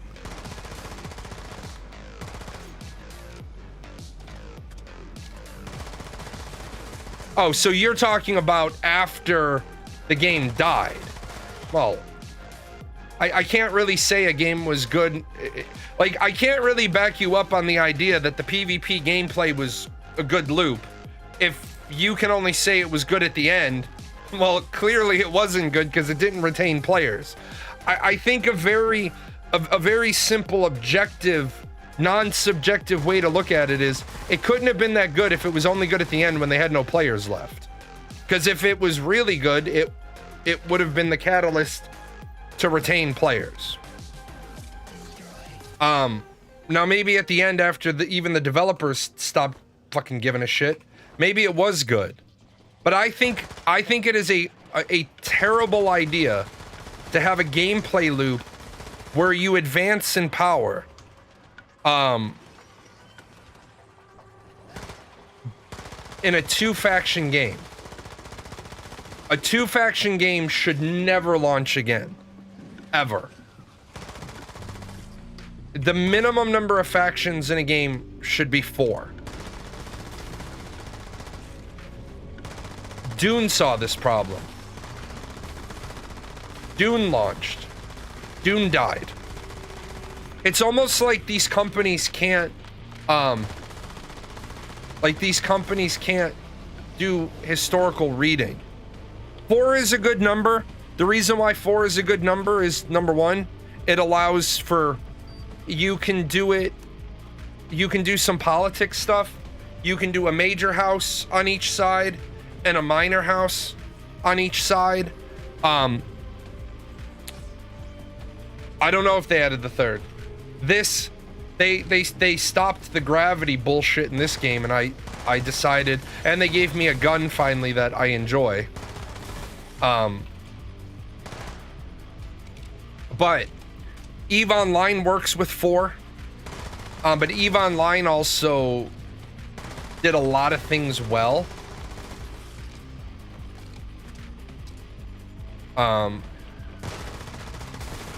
Yeah.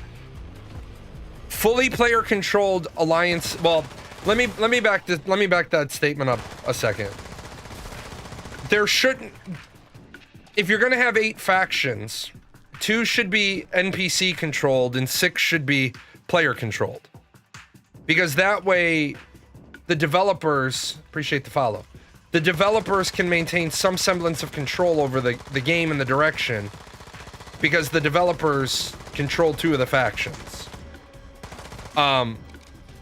With that said,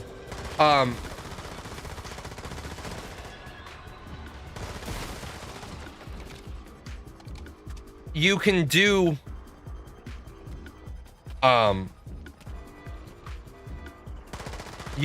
faction-based games.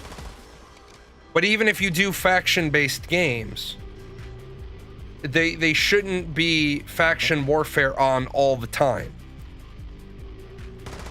And I always say this to the people that are like, well, I like my open world PvP. Okay, so you want to PvP against people who can't ever beat you? Or do you want to PvP against people that can give you a fight? Because if you want to PvP against people that can never beat you, I'm not quite sure what value you're getting out of it. Like, in Arcage,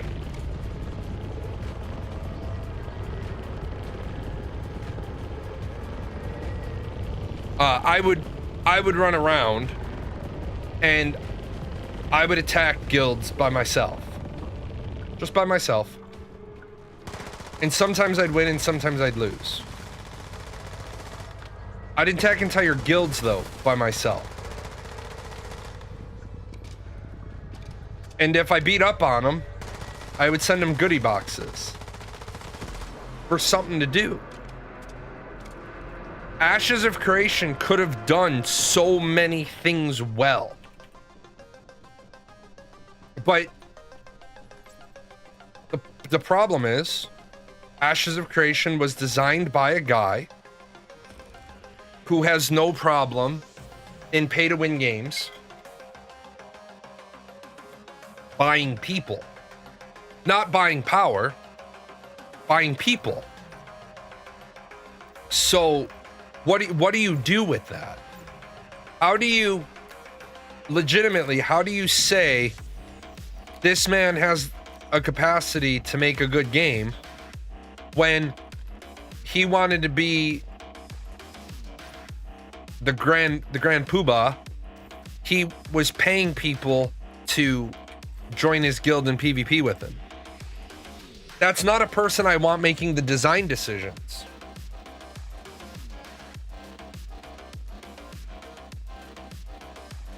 Like, I appreciate the idea that Steven was trying really hard to make Ashes of Creation the MMO based off a Pathfinder campaign. But here's the big trick with that.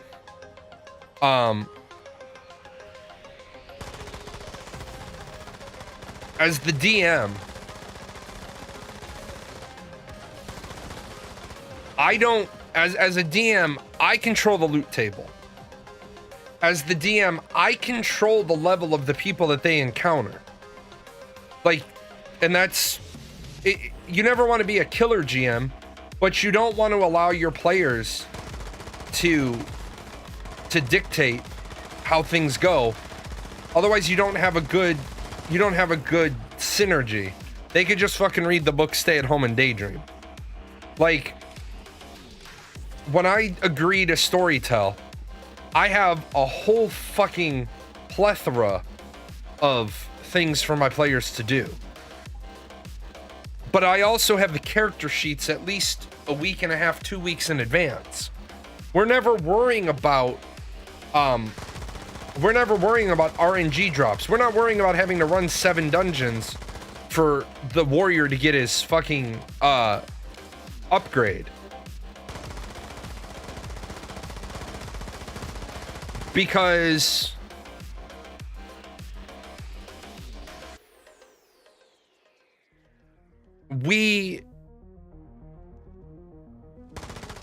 I know that in the back of the Lich's treasure room, there is a set of armor that's an upgrade for the warrior because I put it there. I know what spells are in his library because I put them there. And that's where, why is there RNG in MMOs? Why is there RNG? It's like, why is there RNG in Once Human?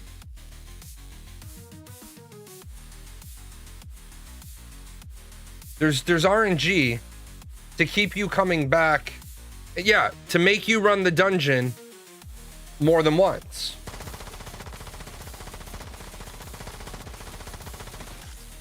To gamify or waste time, absolutely.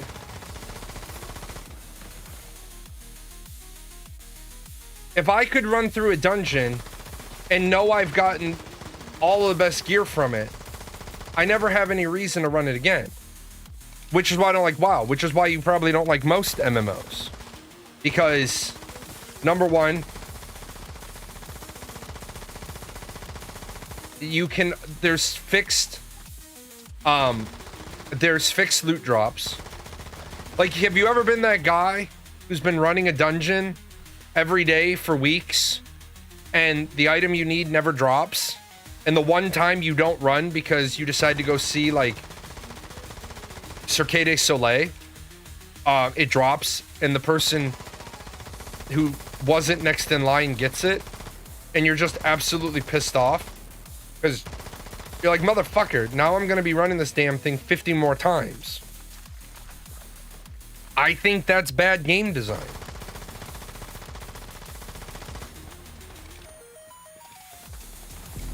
Fucking Arcage in the Dream Ring runs Serpentis 100 times.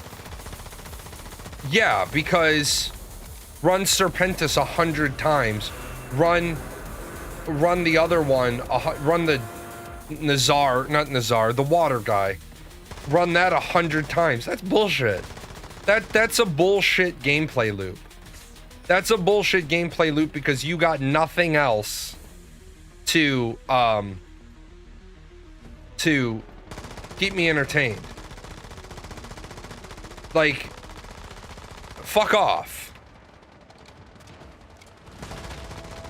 I'm back, yeah.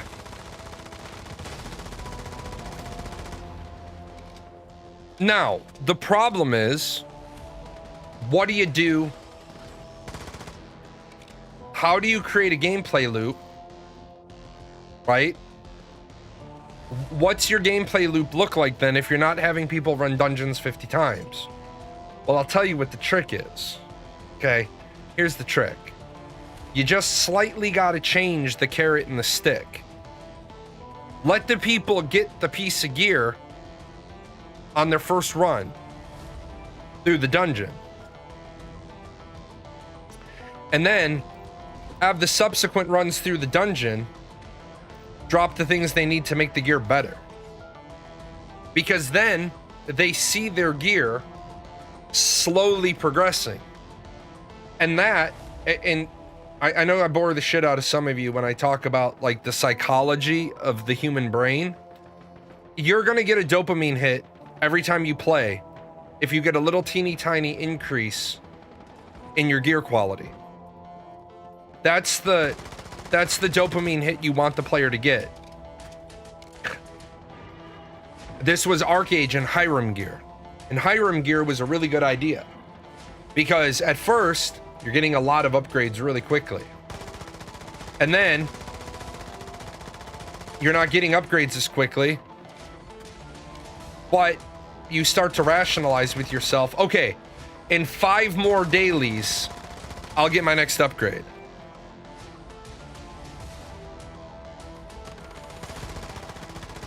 Yeah, but you say have the dungeon give you money. Well, where the fuck does the gear come from then? Because if it's just about money, then you've simplified this part by saying we're gonna have a dog shit life skill system.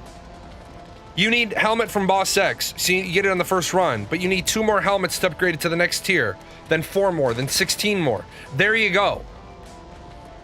There you 100% go. Now, you can add some crafter shenanigans into that, because you need 1 helmet and then you need 2 helmets to make the next one, and then the next one you don't need 4 helmets for the next one. You need to take 4 helmets to be deconstructed, and a deconstruction always gives the thing. Now you need an armor smith friend, and then the next level you need to take 8 helmets. You need to take 4 to the armor smith, 4 to the enchanter, because you need them to break it down. And now what you're doing is you're providing that social reason. I like the idea of multiple avenues to getting the helmets. No, you're missing the fucking point. You're missing the fucking point. What do you mean it doesn't feel good? Bullshit. It does feel good. It does feel good. It doesn't feel good when you have to run the dungeon 57 times to get the one drop. It feels great being in the dungeon when you know I'm running this dungeon and I'm getting an upgrade today. And I know after I run it 2 more times, I'm getting another upgrade. And then after I run it 4 more times, I'm getting another upgrade. What you're getting is you're getting a hit of dopamine, and the developer has given you the hit of dopamine. They've given you a bunch of hits really, really quickly, and then they're elongating them so that you run the dungeon. Because then you follow that what Carthos said. Yeah, because everyone will just do the easiest, quickest one. So you've literally created wasted content on the other ones. Right. So what you do is this piece comes from a dungeon only. This piece comes from crafters only. This comes from reputation vendor only. Okay, Magnus, then here's the problem. Don't fucking play games with dungeons. That's the problem is, what the fuck do you want to do in the game then? If you don't want to run the dungeons and the game is a fucking dungeon crawler, why the fuck are you playing it?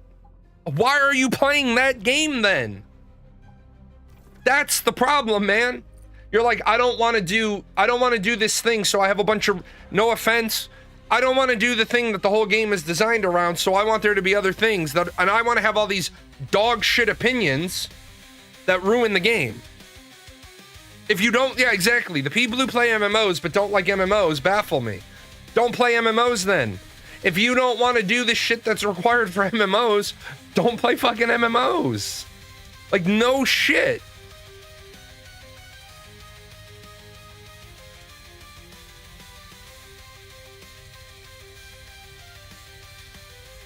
Throne of Liberty was more and more dungeon and PvE focused. Right. Most of the games coming out. Quests, mobs, PvP, crafting, gathering, world bosses. Okay. All of those things, I fucking promise you, you will get bored of or run out of. Quests especially. As I say all the time, if it takes 5,000 man hours to create one really good 1 hour loop, the game company has done a really good job creating one hour loop. They can't make 5,000 hours of loops because they don't have the money to pay for all the 5,000 times 5,000 man hours. PvP. Over what? What are you PvPing over? If you can get gear from PvP, each and every time a game does gearing from PvP, it's exploited. Each and every time. Crafting, sure. But here's the thing. Where are you gonna get the rare mats? Because if I can make endgame swords by gathering for 10 minutes, who the fuck is gonna ever run dungeons? Then why did we build any dungeons? And then what are people gonna say? I have all this gear, but what do I have to do? You have to remember, an MMO is supposed to be a second life. That is what it's supposed to be. It is supposed to be a second world. It is supposed to be a world that you go and struggle in. People who like running dungeons will run dungeons. No, the fuck they won't. As Carthos said, if I can get my gear in 10 minutes from crafting or 700 hours through running dungeons, what the fuck am I gonna do? I'm gonna get my gear in 10 minutes. No, bullshit. Dude, Magnus, I'm tired of arguing with you all the time because you don't know dick about the human psychology. It's very hard to have a conversation with somebody who's like, I don't like, therefore other people. You don't even understand yourself. Let alone how fucking people think. People take the path of least resistance. There's a reason why. There is a reason why resistance is good. Delay is good. Delayed gratification is good. It's why you log in tomorrow. It's why you log in the next day. You want everything given to you now. You want, I don't want to have to do dungeons. but other people run dungeons. Why would the other people run dungeons? The people that like running dungeons like the reward. If you can get the reward in 10 minutes, why would they want to run dungeons? Min-maxing. Min-maxing is another huge problem when it makes a huge difference. Why does the dungeon reward have to be locked gear? Why can't I buy helmets from the dungeon crawlers? Okay, in the fictitious game that I've been designing, motherfucker, when the fuck did I ever say the gear was locked? You're so set on an opinion, you don't even see that there are lots of games that don't have locked gear. But here's the problem. Why would I want to sell you gear? Why would I want to sell? Yeah, where are you getting the, what are you doing? And this is where, what are you doing to earn gold that benefits me as a player? Because there has to be a meaningful economy. What do I need gold for? You're looking at each individual thing, and you should just apply it in Intrepid, honest to God, because you'd probably fit right in on their economics team. I can trade you in resources and crafting. What? How do you know I need those things? Why do you believe that the things you do are worth the value of the dungeon we ran?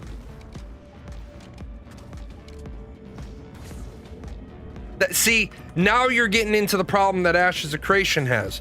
They don't have a meaningful economy. Many games don't have meaningful economies. Once human, right now, I would fucking love to be able to just reach out to people and say, you know what? I will take any violent mods you have. I wish we could trade mods. But they don't let you trade mods. Because the fucking pain of getting your mods is why you play.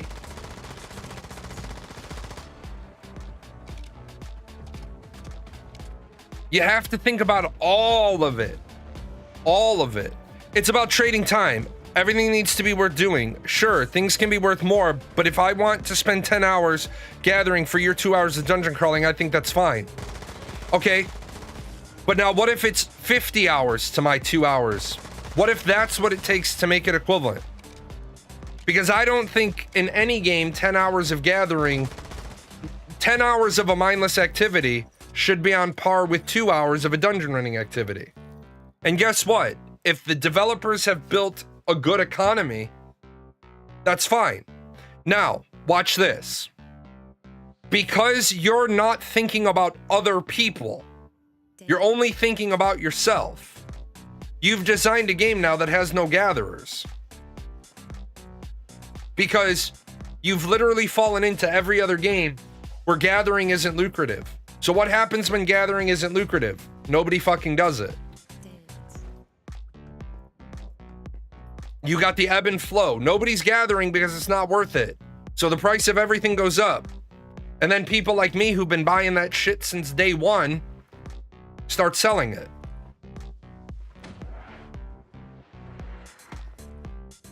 I think the biggest issue is progression. At its core, it's why I like Guild Wars 2. And you have horizontal progression, and any content at all gives you resources for any outcome. Or you can always trade for gold and get what you want. They just encourage you to do the content you want and always progress. I think that's a little bit better of a way to do it, except then it makes it becomes a very large burden on the developer to keep everything equally weighted. I mean, it would be nice if everything could trade evenly, but it wouldn't trade evenly. Magnus, no offense, you have no understanding of the difference between gathering, processing, and crafting. You have absolutely no earthly idea about the value of raw materials, tier 1 products, and finished goods. There's a reason why iron ore sells for whatever it does a pound, and why steel sells for whatever it does a pound. because there's an expense that goes into making it. People don't get this, but doing the base level boring shit pays minimum wage. Just like the real world. Because anybody can do it. I remember playing... In games, it gets weird, though, at the start. How do you figure? Maybe other players make things more fun depending on... No, they won't. Dude, what the... No, they won't. First of all, not everyone leveling will spend premium on tier 1. They won't. Unless the shit has a value and a longevity. I'll show you right here in this game. Tier 1 is, you can equip tier 1 at level 1. You can equip tier 3 at level 20. I have never, except for season 1, I have never made tier 2 or tier 4 weapons. There's no point. Because when we're on the phased servers, I make tier 1 until I reach a point where I can't clear the content anymore. Then I make tier 3. And tier 3 allows me to do Blackfell runs. This entire tiering system for Once Human is a shitty crafting system. Are there any good games launching this month? Next month is Bloodlines 2. This is a great example of a game that has 40%.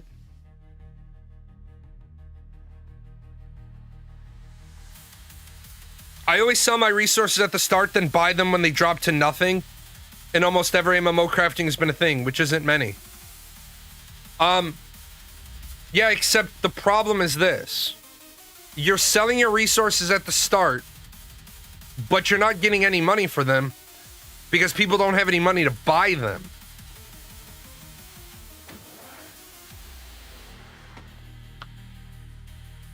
The average player has 5 gold. So you're not selling things for more than 5 gold. I loved Arcage because I knew how to fucking make a shit ton of gold in Arcage. I sat there and I bought Apex and Red Regrade Charms and Superior Red Regrade Charms for pennies on the dollar. And I had a fucking chest full of that shit. And then when all that shit went up in price a year later, that's how I funded all of my gear. But most people don't know how to make gold early on.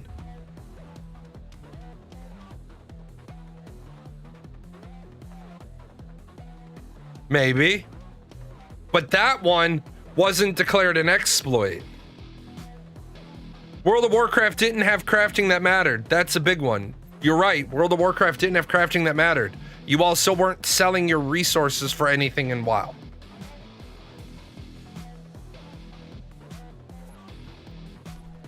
Because in WoW, for a long time, resources were useless. It's usually a race to whoever accumulates the resources first. Then they can sell at a premium for a short period of time before the rest of the population catches up and prices are driven down by supply. You're right. And then it cycles back around to, for example, we had a whole guild. On day 3 of Arcage, I ran an archer guild. It was a fucked up guild. It was the funniest shit I'd ever seen. We had like 5 mages and 22 archers. Don't laugh. It's what we had. And by day 2, all of our archers were in Ethereum bows. Because we took all of the lumber and we took all of the labor pots and we gave them all to one guy so he could crank out 40,000 carpentry. And we just started feeding people Ethereum bows. And because we had Ethereum bows, we could clear content and make more money. And it worked because then that guy was able, I kept track of how many labor pots that guy owed the guild, and he paid every single labor pot back. Remember, you got your 5 labor pots. They didn't bind them in the original version. Everybody got 5 labor pots for free. So we all kept feeding them to the one guy. Well, I got them fed to me to chop down the trees, and then I'd give him a batch of trees and a labor pot.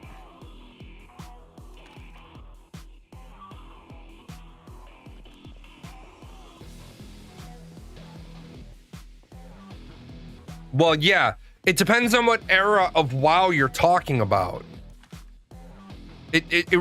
Yeah, bags are all made by crafters. It depends on which era you're. Yeah, enchanting matters still. Early on, didn't matter. Well, early on, it didn't matter to the average player. It mattered a whole lot to the players that were getting the crafting recipes. I do understand that in WoW, it became run for raid drops, but that's also the people that are following blindly class guides, because there are some builds that rely on 1 or 2 pieces that are shit. Did I just fucking? I did. There are builds that require 1 or 2 pieces of crafted gear. And of course, this is all old shit from 10, 12 years ago. WoW is not really dependent on a solid economy like Ashes is, so it's not an equal comparison. Well, right now, Salty, I would argue with you, we have no idea what Ashes is based on, because Ashes has a shitty economy. The entire idea behind Glint is, I'm sorry, but the entire idea of Glint was come up by somebody who failed Economics 101.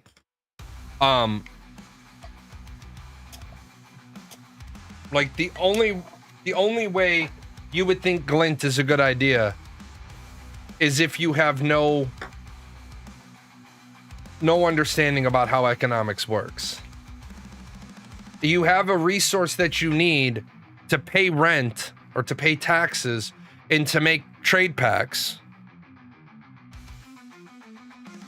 but that resource can't be traded.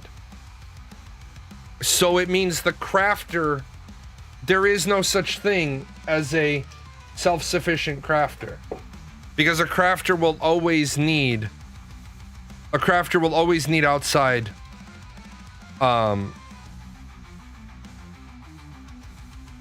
a crafter will always need to take time away from crafting to go and get Glint if you need Glint to pay your taxes. I think of all the ways Glint, no, it's not their name for gold. It's their name for a mob drop that you must have in order to pay your taxes.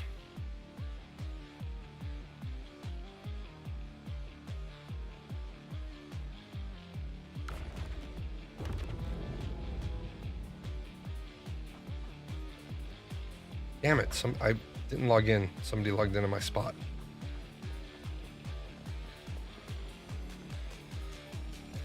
Yeah, Magnus, I think a really, really big problem that you have is you don't have the ability. I don't know why, but you don't seem to have the ability to look past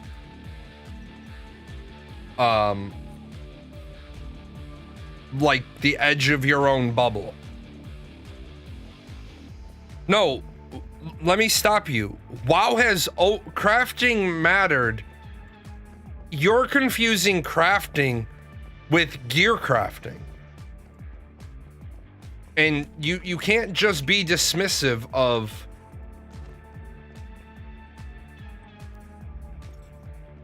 you can't be dismissive of one part of the crafting.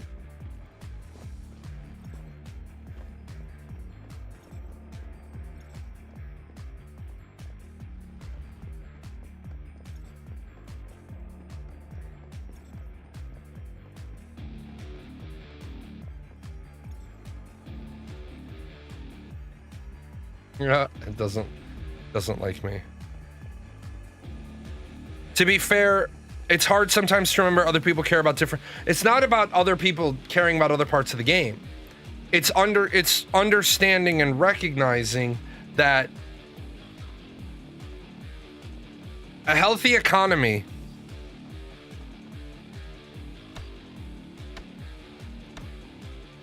how can I say this best?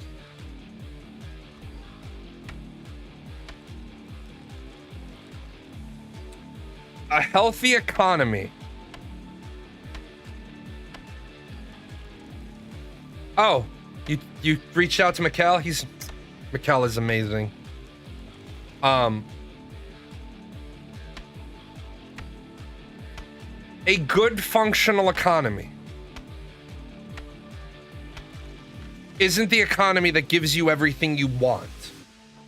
The good functional economy is the one that allows you to acquire everything you need, even if there's pain involved in your acquisition of what you want.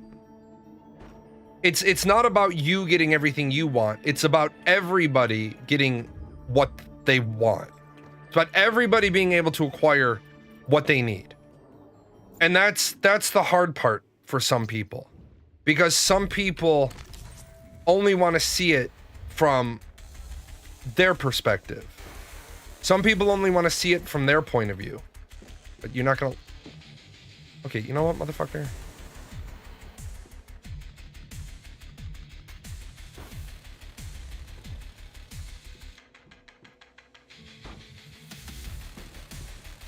What about people that just want to play games for fun instead of work? Should they stay away from MMOs? Yes, they should. They should absolutely stay away from MMOs. And I'm not trying to be mean, and I'm not trying to be rude to them. But here's the problem. There's supposed to be annoyance. There's supposed to be friction.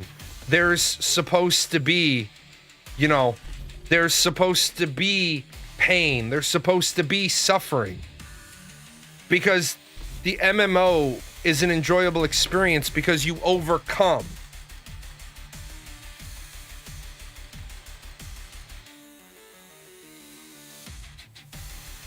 Yeah, I had a person, same thing. I had a person with in my guild with over 100 farms.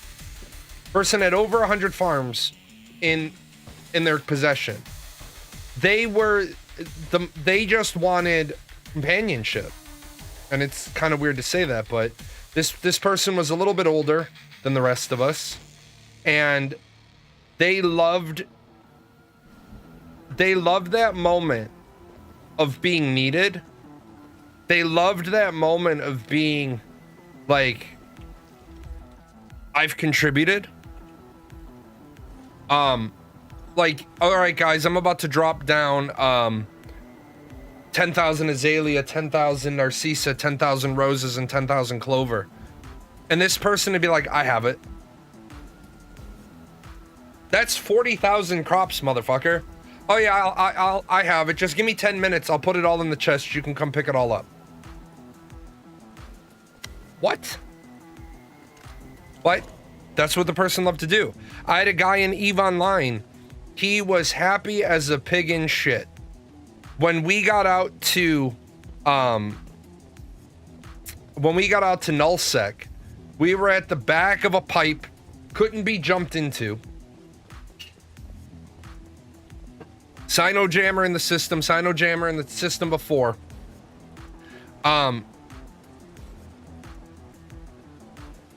He loved just being out there mining. He happy as a pig in shit. Happy as a pig in shit. He was a happy guy. The problem is sometimes people forget you're supposed to experience a little bit of pain. You're supposed to experience a little bit of suffering.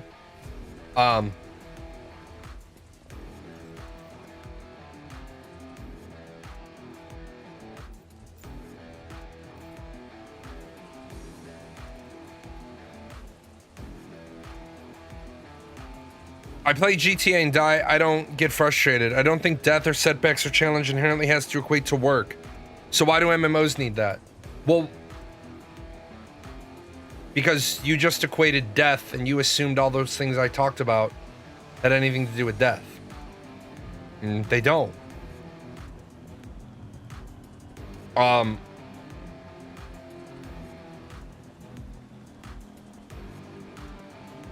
Why am I still logging in to this game? This game is over a year old.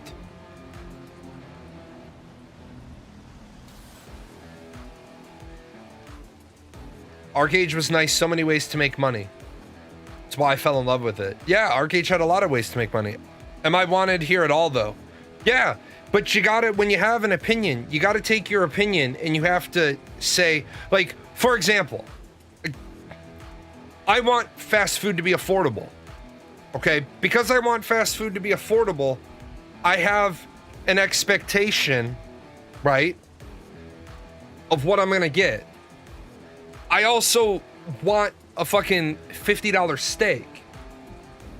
I don't expect a restaurant that serves $50 steaks to serve $50 steaks at a fast food affordable price.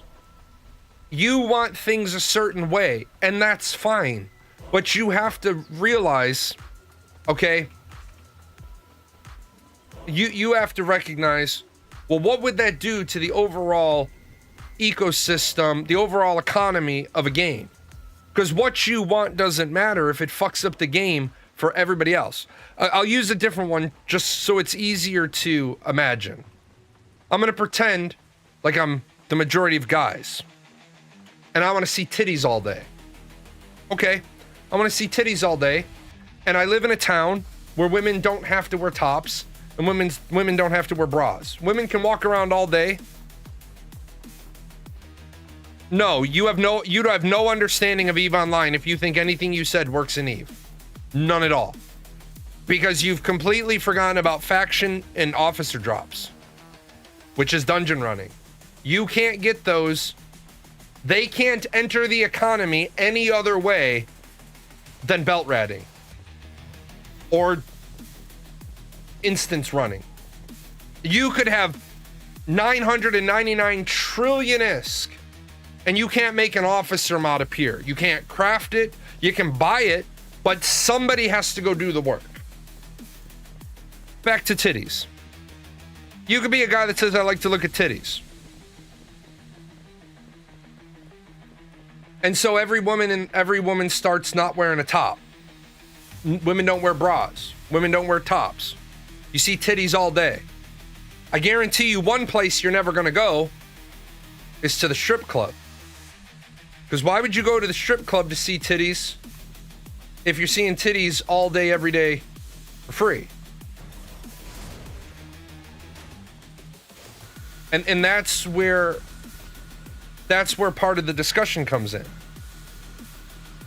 You got to make sure that what you want is compatible with the rest of the economy. Because if what you want isn't compatible with the rest of the economy, we might have a problem.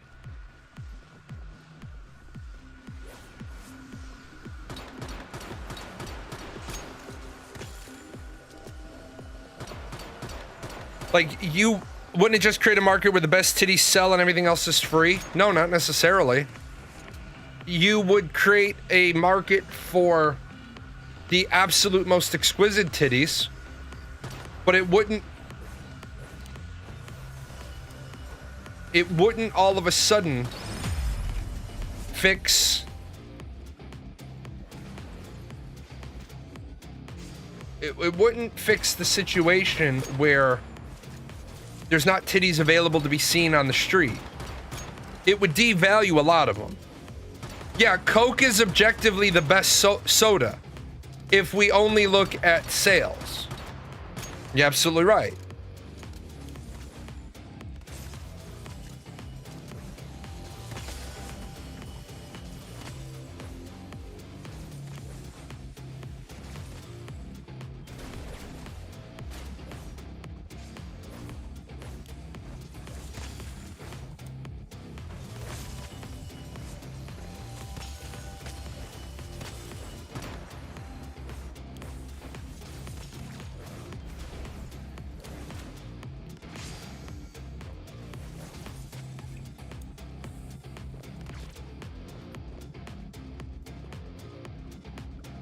The problem is what you're saying is, I don't see the problem in wanting a good healthy variety. And if that's actually what you wanted, that would be good. But what you don't want is a good healthy variety. You want the path of least resistance. But if there was a push for free soda, then presumably what wasn't Coke would become the freebie. Right. Why would Coke give it away for free? And the reason why is because if other sodas are going to give away free soda, Coke is going to give away free soda.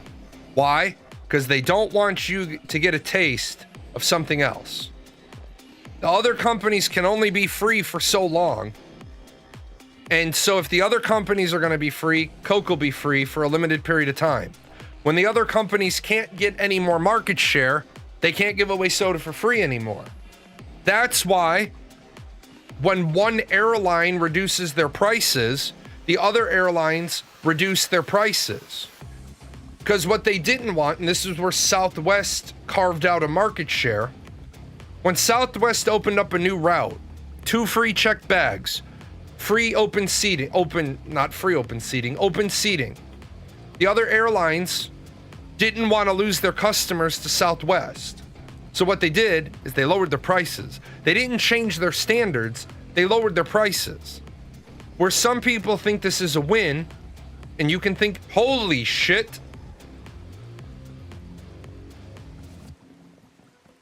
Where you can think that's a win,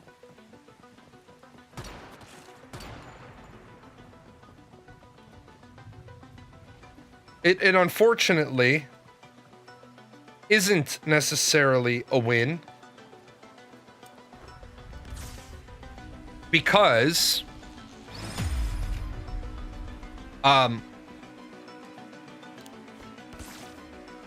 it didn't really change much. More people started traveling. And so the other airlines eventually went back to how they were, because they could. Guys, I'm literally stuck on you.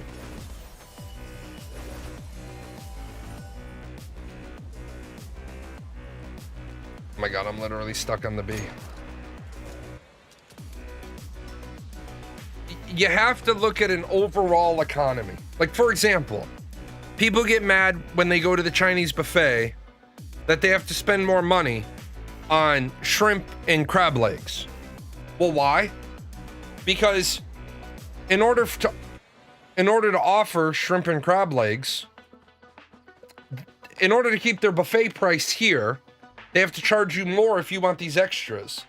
Otherwise, the people that don't want shrimp and crab legs won't eat there anymore because they don't want to pay the price for something they're not eating.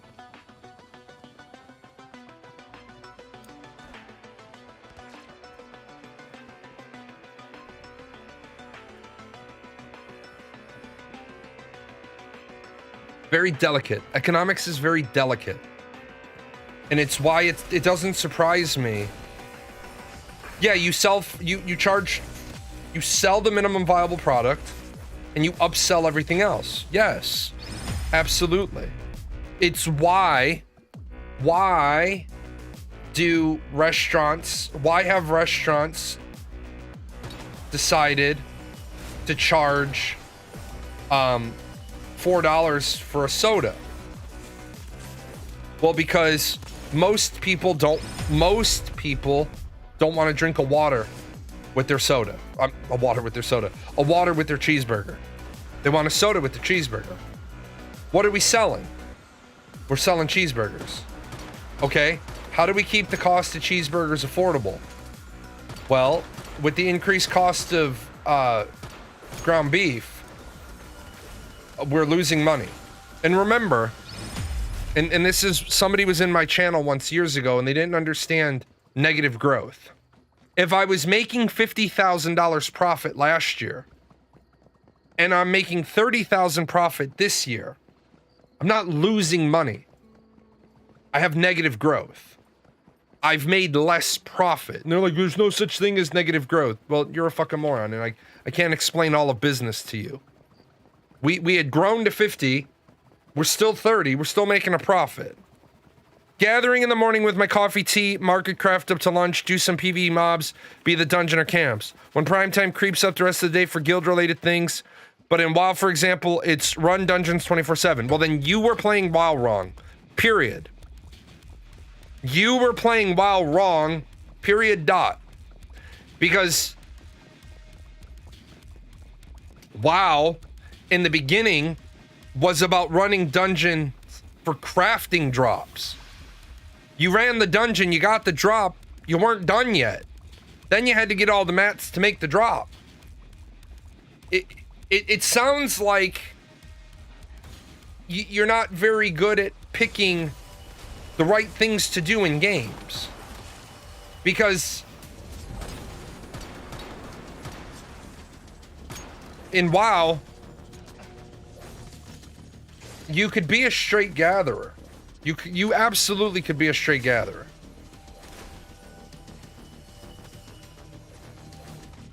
But it made normally straight gatherers weren't selling what they gathered on the auction house.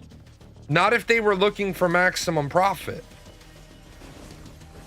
They were selling what they gathered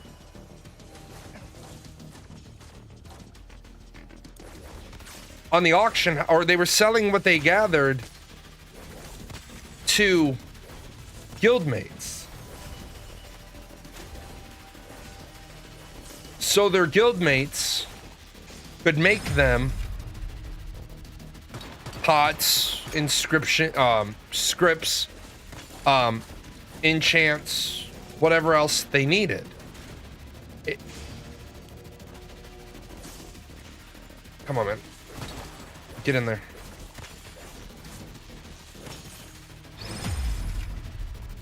There's a really, like, you're only looking at the economy. You keep saying it. You're like, I did this, I did this, I did this. That's great. But remember, beyond you, there were a lot of things going on, and why the game probably felt boring to you, or the economy felt flat, was because you were on the minimum wage end of the economy. For a lot of people that never understand the full economy, but most of your gear, most of your gear in WoW wasn't item drops in dungeons. I'm sorry, it wasn't. Not at launch. There were eras that it was, but you keep, and you've just gone back and done what I said you were doing. You're only looking at crafting in terms of gear. If there's alchemy and there's inscription, and every single player needs pots, and every single player needs inscriptions, then the reason why people like me had shit tons of gold is because people like you didn't look at the value. Like, you're selling the shit you gathered on the auction house, and I'm treating you the same way I treat everybody else in reality. I want to get the maximum amount of product for the least amount of price from you. No offense, I want to spend the least amount of money I can buying the shit that you sell. That's what I want to do. I know it's not nice. I know it's not kind. I know it's not fair. I know it's not a lot of things. But at the end of the day, I want Thistle to be 7 silver. In truth, I want Thistle to be 1 copper. My ideal state is that shit costs me a copper.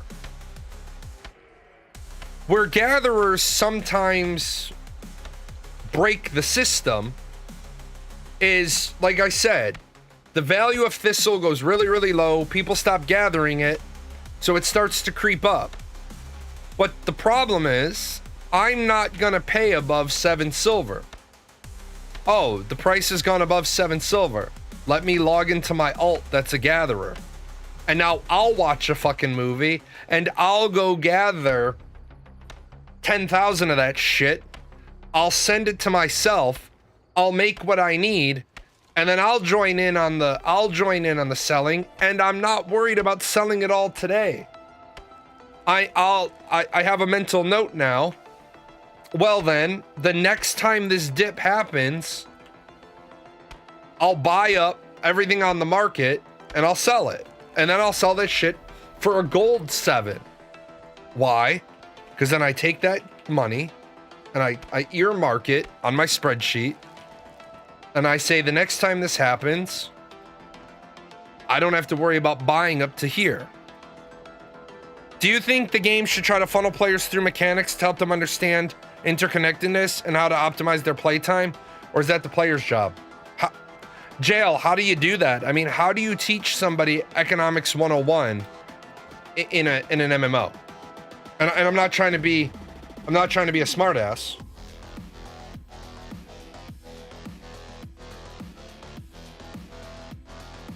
But how do you do that?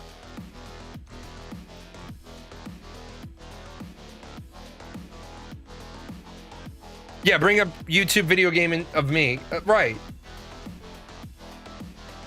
Yeah, you need experience and you need to pay attention. And unfortunately, right, there's not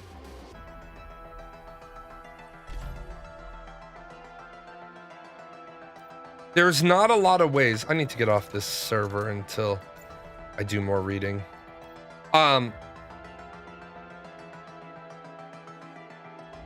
There's not a lot of ways to help people understand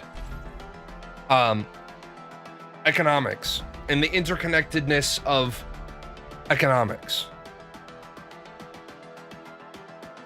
Yeah, it's going to be really hard to do one-to-one to parity with real-world economics with video games because the cost for resource extraction is negligible. There's also the issue that it's really hard to do where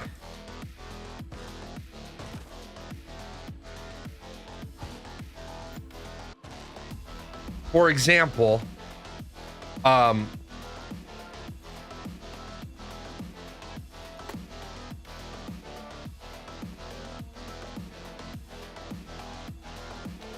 in a video game, if the mobs drop currency, then it's really, really, really hard to explain economics because a person doesn't want to learn economics for the sake of learning economics. They want to learn economics for the sake of understanding the video game. Well, it's really hard to explain to people when you're like, okay, here's what you have to understand is what I'm about to teach you doesn't apply to the real world because the real world is more a closed economy, although with fractional lending. And then all of a sudden, like, there's a reason why when teaching economics 101, you literally start with, I know most of you have been part of an economy your entire life. Every time you've gotten an allowance or had a job or paid a bill or bought something, registered for school or bought your textbooks, you were engaged in the economy. Don't get ahead of me. If you try to get ahead of me, it's going to be like riding a bike and throwing a stick in the front tire. I just need you to learn what I teach as I teach it. Everybody got that? Good. Today we're going to talk about the basics of economics. We're going to talk about supply, demand, and price. And we're going to give you that matrix. And that's all we're going to talk about today. Here's supply, here's demand, here's price. Boom. This is the consumer side of economics. Then the next day you talk about what Carthos is talking about. Well, why do things cost this much when I know the cost of the raw item? Like someone says, why does gold cost so much? Gold's not a good one. If corn is trading at this much on the commodities market, why does it cost that much when it's in the store?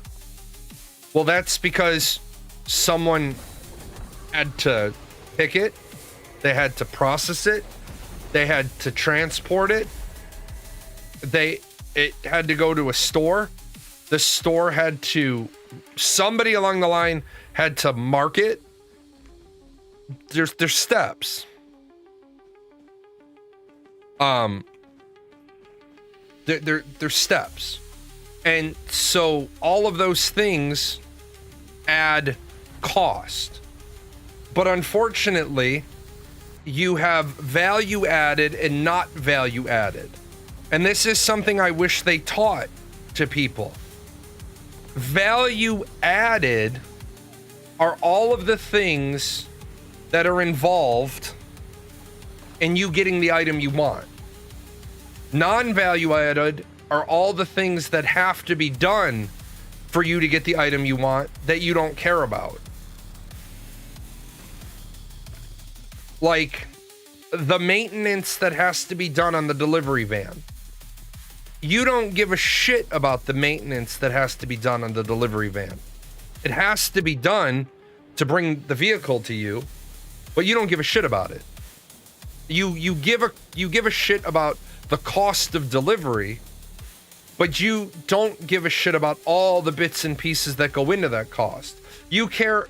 I mean, I know you might say, I don't really care about the driver's salary. You do. You don't want to, but you do, because you want the guy to drive the product to you. But you don't really care about the oil change and the tire rotation that has to be factored in. You care about the gas because the gas is the gas cost directly brings you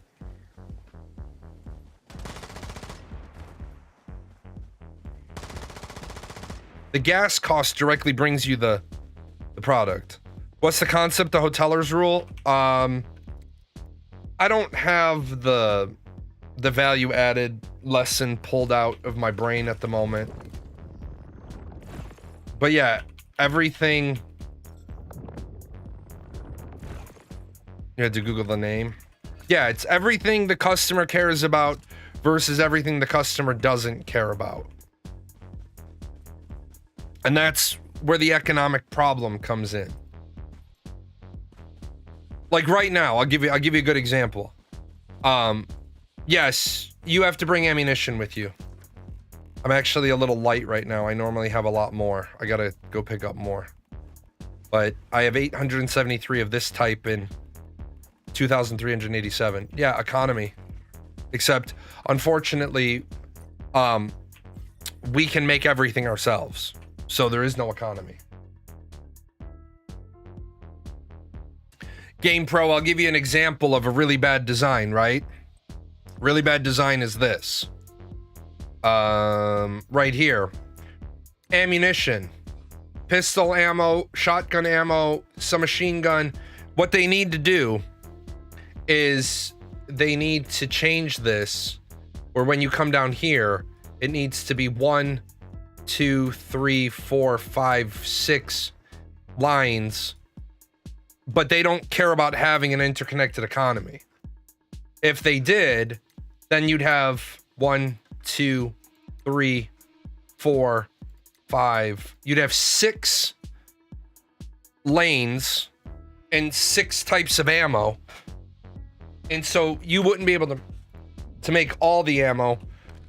You'd have to buy some. There would be some stuff you'd have to buy from other players. But this is a great example of a game that lost its identity as it was in development. And so it doesn't know what it wants to be anymore. It doesn't know if it wants to be a dungeon crawler or a looter shooter. It doesn't know those things.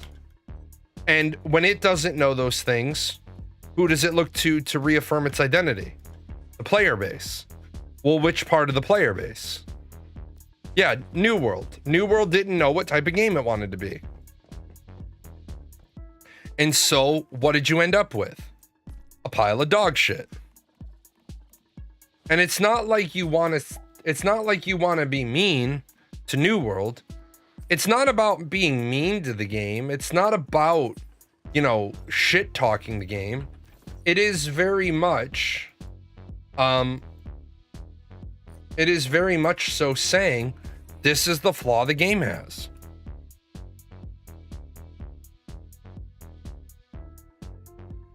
Right. So you said You're right. I'm biased when it comes to crafting. Smithing and leatherwork, aka gear, is what I like to do when it comes to crafting, because I like to mine and skin. I'm not too fond of picking flowers. Right. So your bias. Now remember, I said a good economy is designed around the idea. Can I not?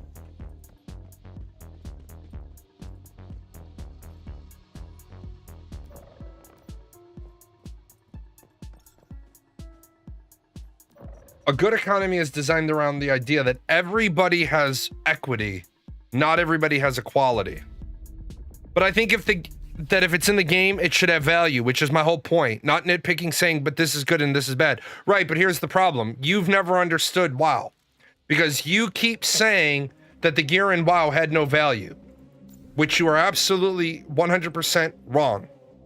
You do not have to run the raids in WoW to have the best gear. There are builds that rely on crafted gear. To most people it didn't. Well, guess what? I can't help the fact that most people are stupid.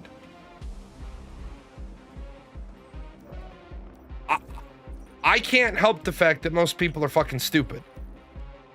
Okay? I can't help the fact you have to win the RNG. No.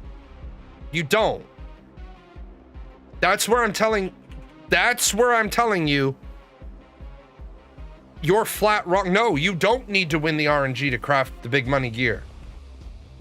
This is where your problem is. Why can I not go into dungeons? There were plenty. In classic WoW, you had to win the RNG to get the blueprint drop, but you made your fucking money building people the gear that they needed to go into the dungeon to even attempt to get the recipe drop. And if you were your guild's leather worker, guess who got the leather fucking plan?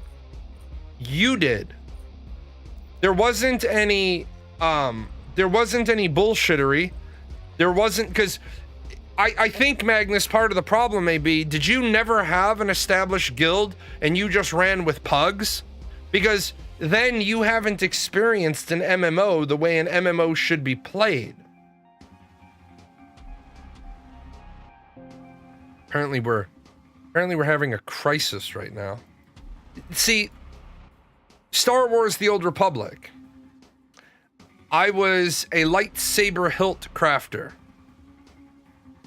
My best in slot list had no crafted gear and that it didn't have a recipe drop. Okay.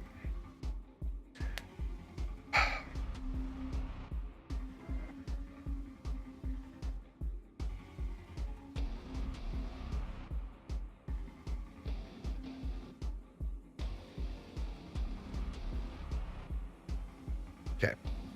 So this is best in slot right here, which nobody can get until somebody gets the dungeon recipe. So this, while it is referred to as second best in slot, is best in slot until somebody gets this. You're not assigning the appropriate value, the appropriate weight to the amount of people that will be here.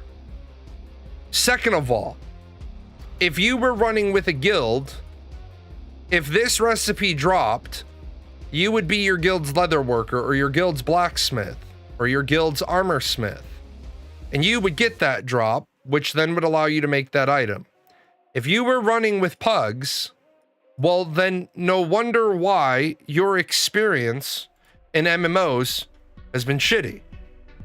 That's not a problem with the MMO. That's a problem with the player. With that said, there are many games that everybody calls this piece of gear right there best in slot. For example, everyone in my guild seemed to be a crafter. And there was, in Arcage, this was considered best in slot. And you go down 3 pieces, and here was the Serpentis healing earring. And I saw healers running Inferium and Delphinad earrings, wondering why I heal 4% more than they do. Because somebody ran around and said, this item is best in slot. Really? Best in slot for what? Best in slot for survivability? Best in slot for healing output? You have the best in slot for survivability. You do not have the best in slot for healing output. Because this item over here doesn't have healing plus on it. Too many people get caught up in external charts or guides, right? And they say this is best in slot. Best in slot for what? I remember running Final Fantasy 14. I was an Omnicrafter. I was an Omnicrafter. I could make every single, when Final Fantasy 14 A Realm Reborn launched, I could make every single thing in the game. Every single fucking thing. And I could, whatever the fuck that shit was, 2-star it, 3-star it, 19-star it, give it a penis, whatever the fucking top thing was. I could do that.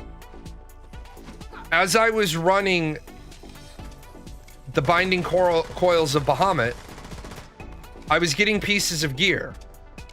The problem was, I wasn't using all of them. I was using crafted gear. Because the stats I needed weren't on the drops. And there were no set bonuses. So it was great that I had it, but I didn't need those stats. Then they dumbed the game down because people couldn't understand that.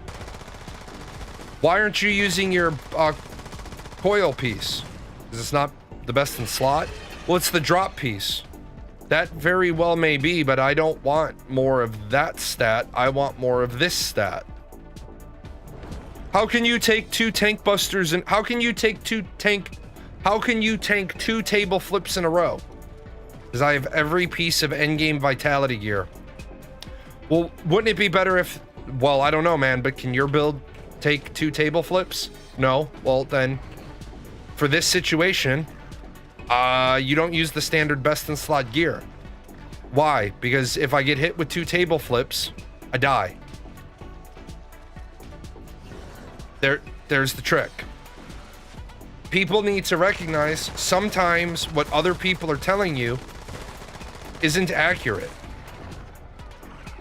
And if you don't know that it's not accurate and you're blindly following, then a lot of other parts of the game don't seem right. EVE Online, I was one of the first people passive taking a Drake. And people were like, saw my fit and they're like, this is ridiculous. You don't have a shield booster. Okay, and they're like, your ship's gonna get blown up. By what? Well, by higher level missions. I tank level 5s in this. What exactly is gonna blow me up? I'm tanking the hardest content. But people didn't understand. If people don't understand, they think it's wrong. We talked about the paradox thing earlier. If your brain can't understand it, that's fine. But I don't disagree with you on the overall point you're trying to make. It would be great. You still have to get lucky on recipes dropping from normal dungeons. And roll for it. Most guilds to make second best in slot. No, you don't. Second best in slot. Second best in slot was a fucking default recipe. Second best in slot was the fucking gear you made in order to run the dungeon to try for the best in slot gear. You weren't rolling on recipes to make the second best in slot shit. The recipes were for best in slot. And I don't... So here's the thing, man. Your really bad experience with guilds has led you to have some really shitty views. I've never had, in all my history of gaming, I've never had to roll against somebody for a recipe. Because I am the guild's XYZ. Star Wars The Old Republic, that fucking level 50 world boss that dropped the hilt blueprint. There were only supposed to be 10 of them on a server. We farmed that motherfucker until we got it. Guess who it went to? Me. Why? Because I'm the motherfucker who made lightsaber hilts. I didn't have to roll against anybody. Sounds like you've been in shitty guilds.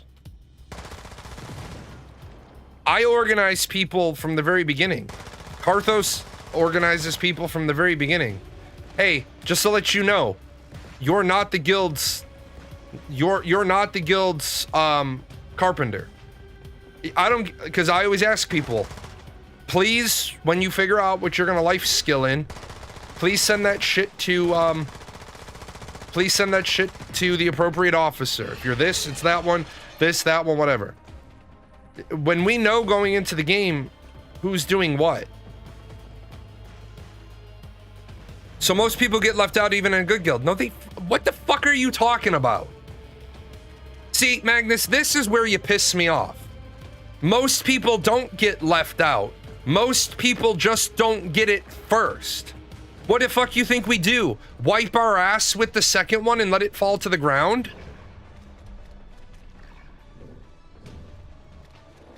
You don't like dungeon running. You're not running that dungeon 57 times today because you really need the drop. That's why you never got it. How many times did you run that dungeon today? 104. My eyes are bleeding.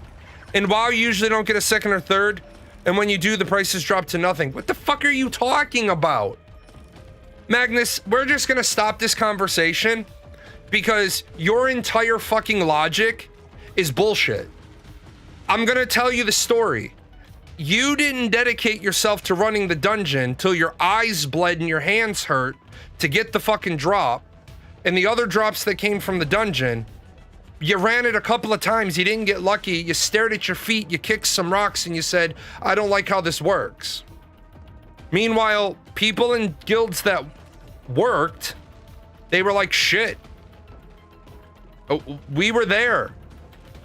Yeah, obviously for a guild to work right, the person who is designated as the number one of anything gets the first drop.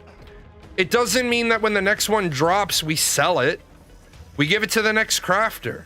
You're like, by the time you get a second one, the prices drop to nothing. When you're playing a game casually, sure. And besides, you must have been in really shitty guilds. Because when the guild leatherworker or guild carpenter or guild whoever gets the drop, they don't get to keep all of that profit. That's not all their money. Hey man, we're dropping you this recipe. Your kick is 40% for 2 months. And we will be looking at the auction house. If you've been in shitty guilds, I can't explain away what's everything that's been wrong with the shitty guilds you've been in. But good guilds should be sharing the wealth. Good guilds should be rolling the shit down. Good guilds like my guild, you show up for content, you show up for the week, I give you your goodie bag. Look, I want you running this, and this. There's 20 of each. Whichever ones you don't use during raids this week, you can use the rest for your personal runs or whatever.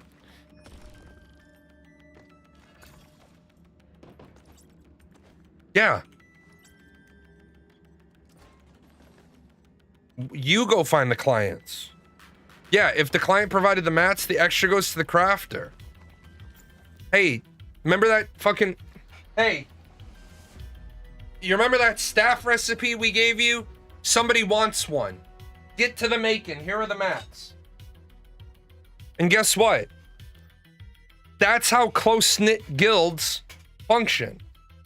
Close-knit guilds, they're like, oh, I get my shit taken care of, I kick back to the guild.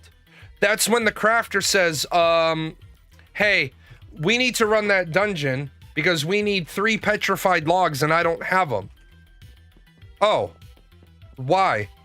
New recipe came out. Why do you only take a portion of the profits for a couple of months? Because by that time, me personally, I want my crafters fat and happy. I want to use the portion of the profit for a couple of months to offset everybody's expenses they've had running those dungeons. As I said, I provide your pots, your spell books, your food, your potions. As a guild leader, it's my job to say, what the fuck are you doing with that build? Oh, I see what you're doing.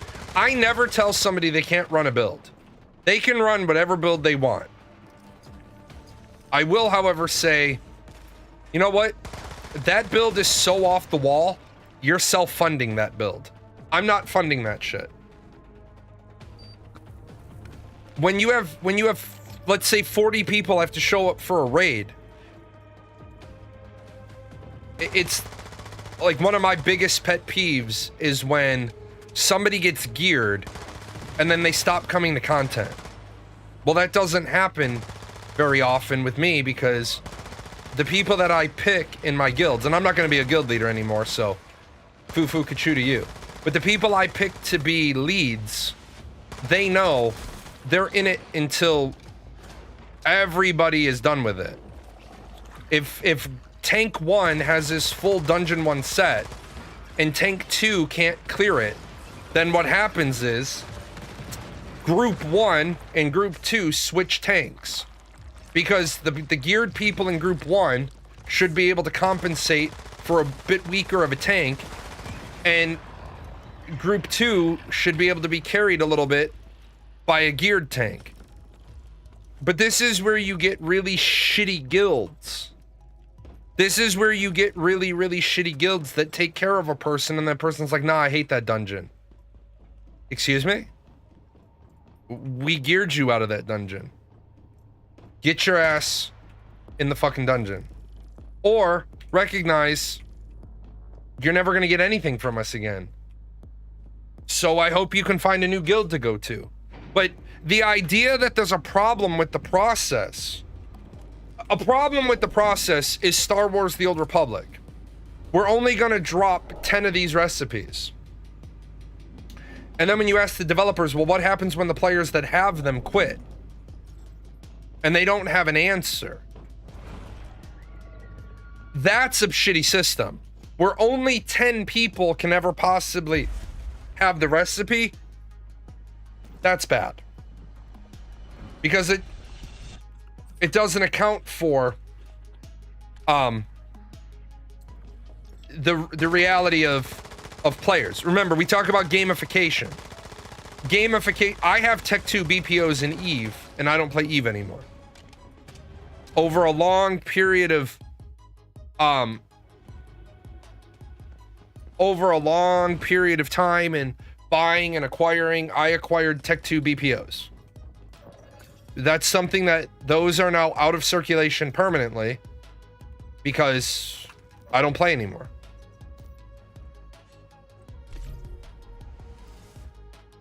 I just liked Eve better. I could spreadsheet, update prices daily, find the base price, see what was worth gathering, what is worth buying, and what to put buy orders up. And there was also no gate, just time invested. Well, first of all, you're wrong. Let me stop you there. There were lots of gates. How many buy orders you could have up at one time, how many sell orders you could put up at one time, how much ISK initial capital you had. Also, your prices, you were a gatherer. Were you ever able to drive the price of Tritanium over 7 or 9? No. You could spend all day every day mining. And every month I would sell 6 capital ships. Which one of us made more money? Every month I sold 2 freighters and 4 carriers. Who made more money? I did. It's not a fair game. You enjoyed Eve more because your optics of Eve, in your perspective, Eve was more fair. Eve was more fair. But in reality, Eve wasn't any more. Yeah, capital prices died now, but I'm talking when I played.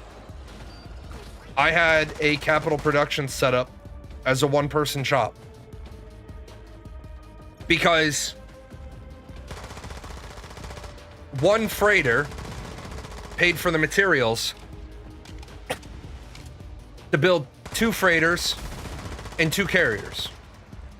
One carrier bought the material to build 4 carriers. Everything else was profit. The trick is, I get where you're trying to go with it. I do. You want a game where all paths lead to success. The issue there is every path shouldn't lead to success. But you could do everything in Eve. Again, we both know that's not a true statement. You couldn't do everything in Eve.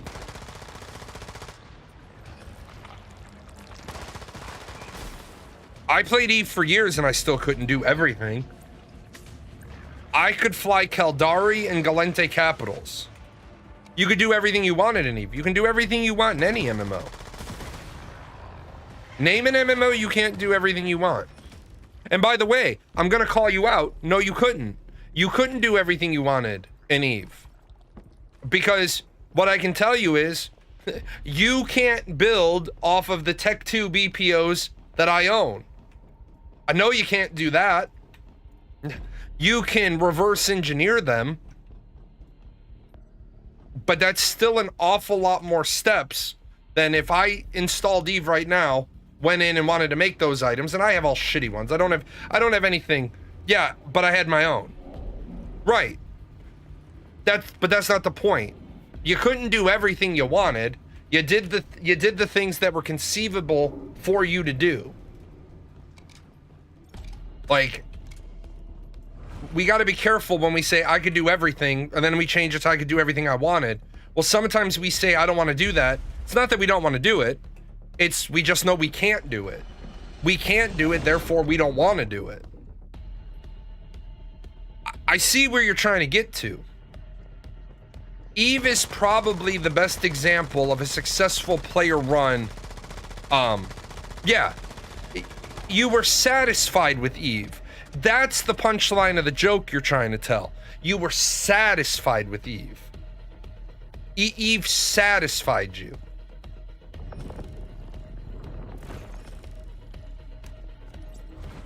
You're not satisfied in other games because you feel there's artificial blocks.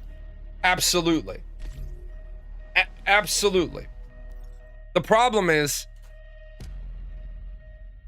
you're not going to have another game like Eve Online because a core component of Eve Online is not just full loot drop.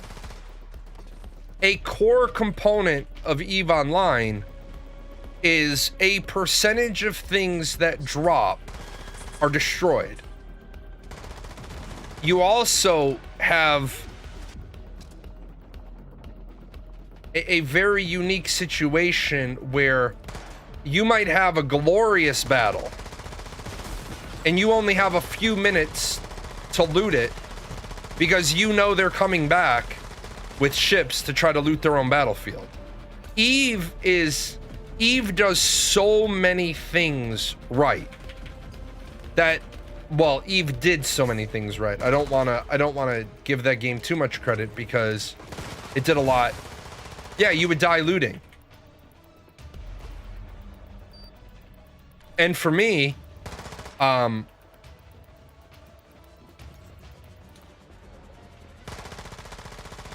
depending on what day it was and what we were doing and why we were in a combat fleet, there were days that I was told, to warp the fuck off grid. Warp to a safe, turn your modules back on, and don't get caught. Why? Because I'm rocking 6 billion in fucking implants.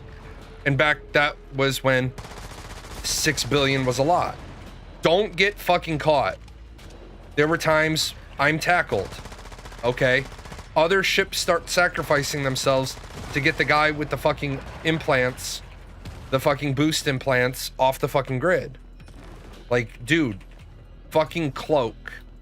Why do you have a cloak on a command ship? You're not getting on any kill mails. It's not my job. My job is to fucking be there and fucking give boosts. I have drones. Go get me on kill mails. That's a huge part of the game, though. That's a huge aspect of the game.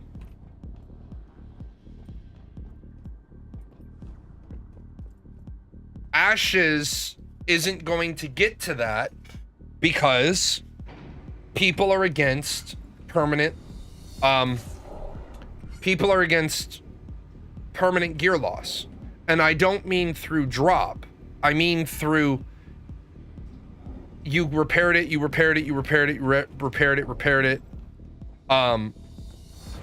and now it can't be repaired anymore.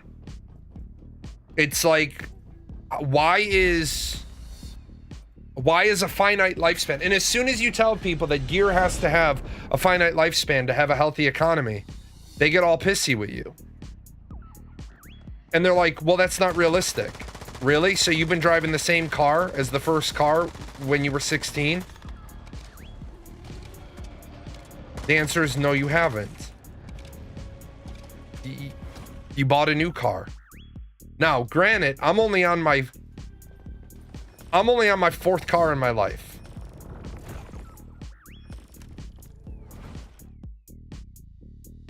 Yeah, gear decay is fine. The argument you're going to get from people right away is, I don't want to spend 40 hours a week grinding. Well, if you have to spend 40 hours a week grinding to replace your gear, guess what? I'm going to call that a shitty game. I think people are more okay with that if the balance is set on usage. You know what, Karthos? They're not. Unfortunately, they're the ones that you'll immediately get the people that say, I don't want to have to grind 40 hours a week. Be like, yeah, dumbass, I don't want a shitty system either. I want a good system.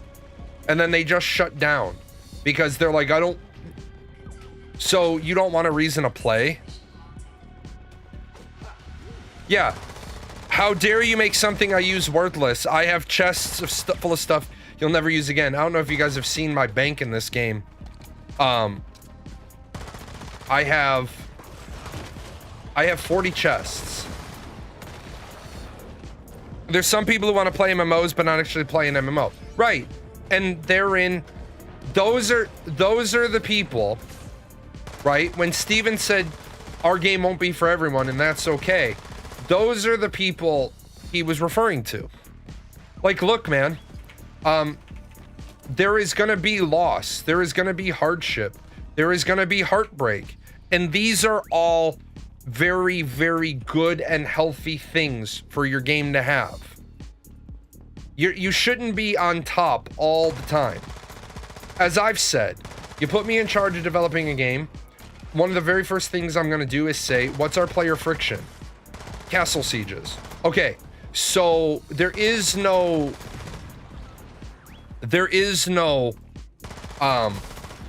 dodging castle sieges. Well, what do you mean? There is no having your sister guild buy the castle siege scroll and nobody can contest. Because if there's not a legitimate fight at this castle, in the next castle siege, the scroll doesn't go up for sale. It's the AI is coming. The game itself is coming to take the castle. Like, and I recognize I am absolutely part of the problem. No, no matter what game you have, Magnus, if the players have to declare the siege, no matter what game you have, you will always have a situation where players can dodge. In Arcade, every 3 weeks, somebody came to the server, messaged me and said, here's your allotted Lord's coins, and here's the money. Place this bid on this castle and this bid on this castle. Cool, thanks. If we won, we didn't siege them, we got paid in Lord's coins. Why? Because my guild was never going to be strong enough to take a castle, but we needed Lord's coins. So, just get paid to bid. If you declare war on a node, you should be allowed to build up to a siege. Buying a scroll doesn't make sense. It does make sense. It's called gamification. It's called gamification. It's the rules that we have to live by. Does it make logical immersion sense? No. Does it make game sense? Absolutely. It absolutely makes sense. Now, I liked what they said about node sieges. Once somebody declares the node siege, anybody can participate. Declaring a war isn't enough, and then you have to do something to trigger the siege? Yes, because wars and sieges are different mechanics for different things. So yes, it makes perfect sense. It makes perfect game sense. We're declaring a war, so the members of this node are going to fight the members of this node. That's a war. A siege is somebody decides, I don't want that node there anymore. It can't be abused then. It can absolutely be abused. It can absolutely be abused. Number one, if a node can only be under one node war at a time, then you just get your guild's other node that they control to declare war, and then you just don't fight each other. If a siege gives you a cooldown, then you declare a siege when other content is going to be going on and nobody's going to be available. There's always a way to abuse things. No, one node, unless they've changed it, one node declares war on another node. Now, I don't know how many simultaneous nodes a war can be in. It might be more than one. But no, only a mayor of a node can declare war on another node, which is a good system. Which is why I said you have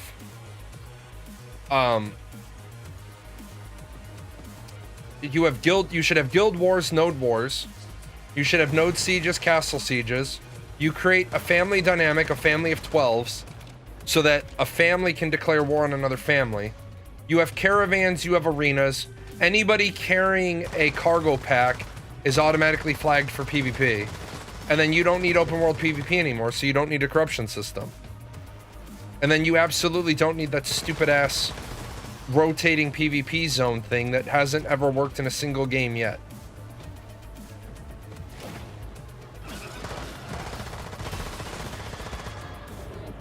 We're gonna have a zone that flips back and forth, war and peace.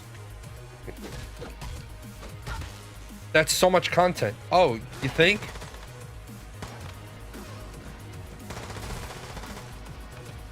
But we want to have a bounty hunter system. Cool. Then what you do is you make the bounty hunter system, instead of it being tied to open world PvP, you have it be tied to caravans. You understand that if you attack somebody's caravan and you loot it, they can declare a bounty on you, and then you become flagged to bounty hunters for a period of time. And I think the opposing side should be allowed to delay the siege or something. I'm big on everything having opposition. No. Magnus, why? Don't just say they should be able to do it. Why should they be able to do it? What value comes in allowing the defenders to delay the siege? It's great that you want everything to have opposition. Opposition for the sake of opposition is bad. We want to delay the siege. Why? Because the defenders are winning the war? Dude, what the fuck does the war and the siege have to fucking do with each other? Nothing. They have nothing to do with each other. They are two separate mechanics.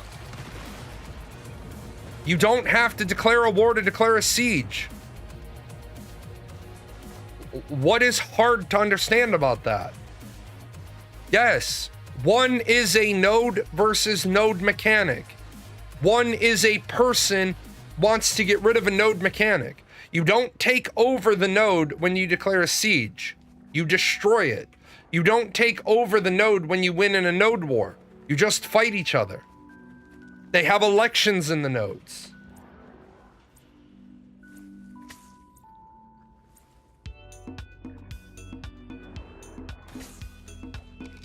You don't have to have every system interconnected. In fact, it's better if you don't have every system interconnected.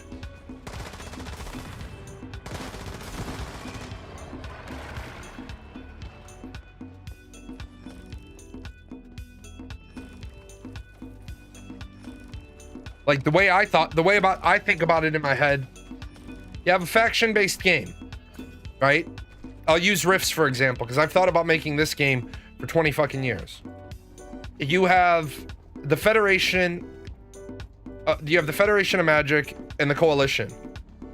And those two factions are always at war with each other, because that's what the lore says. That's what the IP says. Except, instead of making it an open world game where somebody inevitably gets fucked, you create pockets where the only content there is to do is go there and fight members of the other faction. There's no rewards, there's no points. All it is bragging rights. Jalan got 925 kills this month. Overall winners this month, Federation of Magic. That way people who want to PvP have somewhere to go and do it. When you do node sieges, since not everybody can be at a node siege, because remember, we talked about content density, I'm not trying to create content that everybody can be at. We do a town siege. We do 3 copies of it, but you can only enter in once of the 3. Or maybe we do 5 if we've got that many people living there. If it's a size, like our smallest level is a best of 3, our largest level is a best of 7, like the NBA finals. Well, what happens is you register for one of the 7 fights.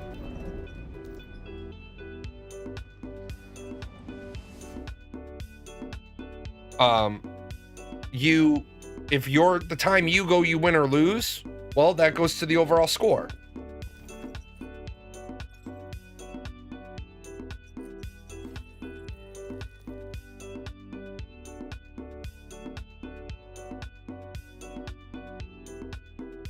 Well, it's not an open world siege.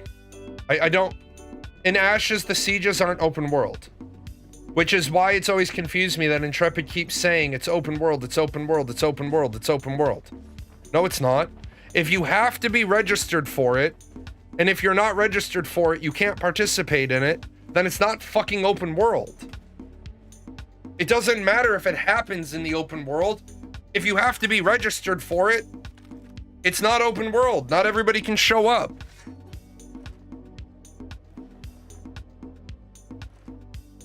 You make it open, you make node sieges open registration so anybody can sign up, but during the event, only those signed up can show up. Is it impossible to do wagering in an MMO for, say, the arena? Yes. Adaptable Fox, unfortunately,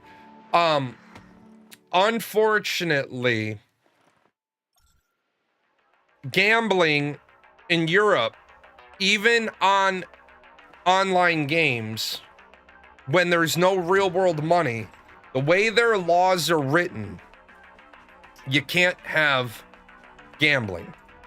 Now, Final Fantasy XIV: A Realm Reborn was able to push through the Golden Saucer because they wrote it up as it doesn't even use our game's currency. It uses a carnival currency that's only for those games of chance. It's the only reason why that was brought in.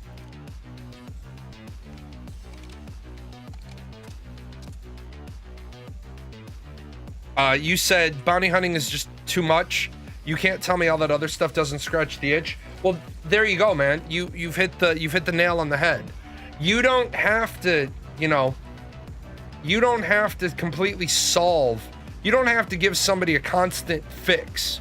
You just have to give them enough fixes so that they can get a fix when they're jonesing.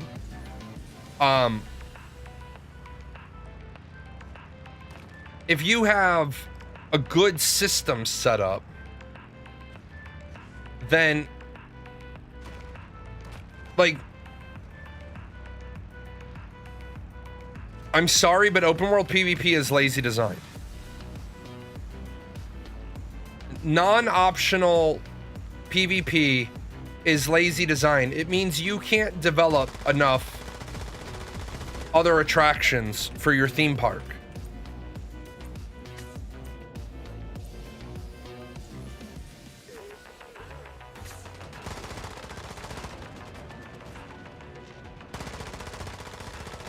If you have to resort to letting people kill each other for no reason. Now, if you want people to be able to kill each other for no reason, have an in-game arena. Let them kill each other in an arena. And then they can do that. They can bang away at that, and then like Carthos said, you don't want any power to be achieved, then you do cosmetics. And so that you don't have to double or triple create work, what you do is you give away to the arena winners for each category the next month's paid cosmetic. That right there is money, money, money, money, money all around.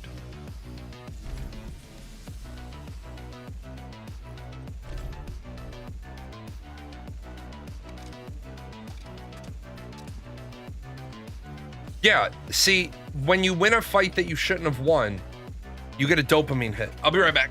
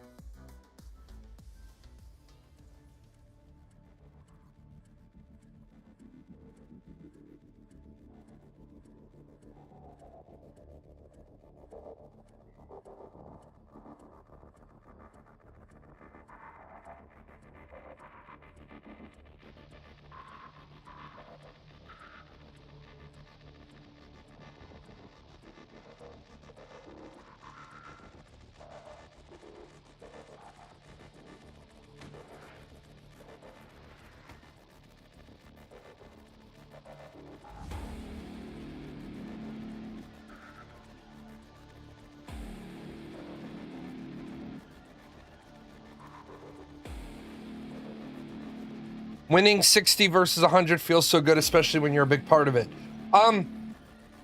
No, I don't think it does. I think it feels good when you win 60 versus 100 and you're outgeared. I never felt good about winning even when outnumbered, because I was like, yeah, we have a shit ton more gear than they do. Is there a way to configure or prevent app data with huge crashes information? My C drive get full, I could not install anything. Had to figure out what took up half my disk size. It's also a reminder for everyone to check and clean it once in a while. Holy fuck. Let me see. Let me take a look at something.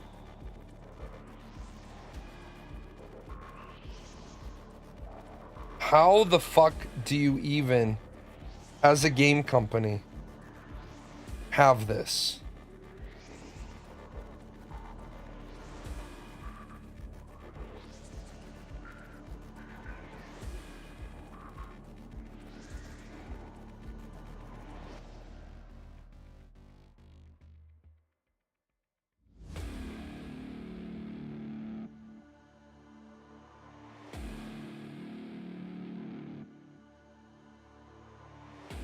I want to see something.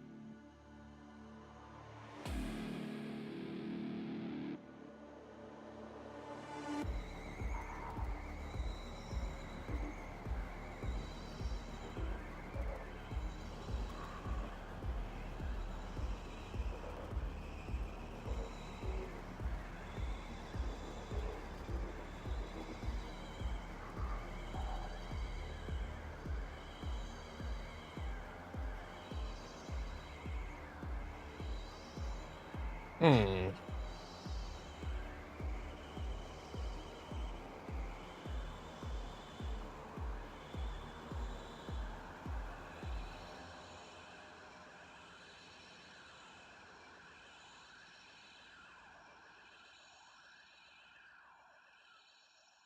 One second, I'm looking something up. Because this is gonna make me laugh uncontrollably.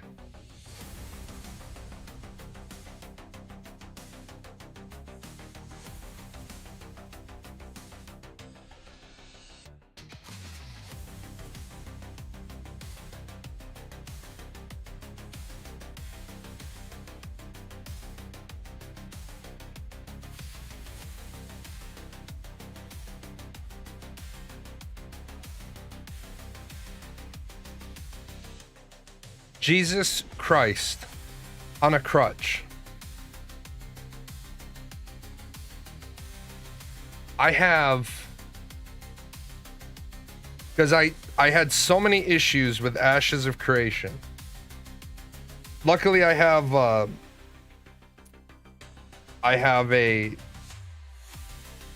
hard drive with basically nothing in it except I have a gaming machine. I have 20 gigs of Ashes of Creation crash logs.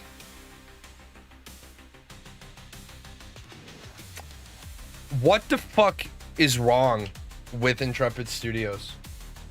Like, I mean this with every ounce of value that this comment deserves. I'm gonna post you guys the Reddit so you can see somebody else's, so people don't think that I'm making it up, but I decided to check mine. This is unfucking real. People have 70, 80, 90 gigs worth of crash files. Shouldn't, a developer worth their salt be able to, clear the crash log?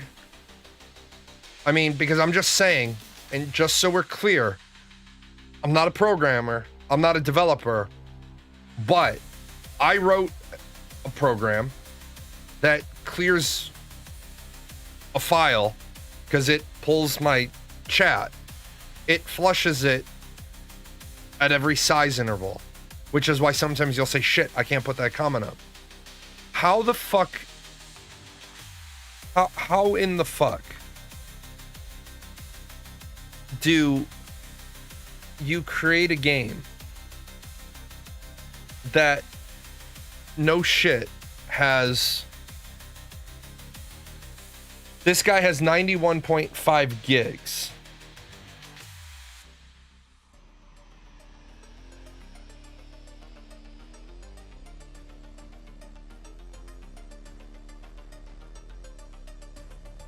There is a setting in the launcher that you can untick, preventing crash dumps from saving.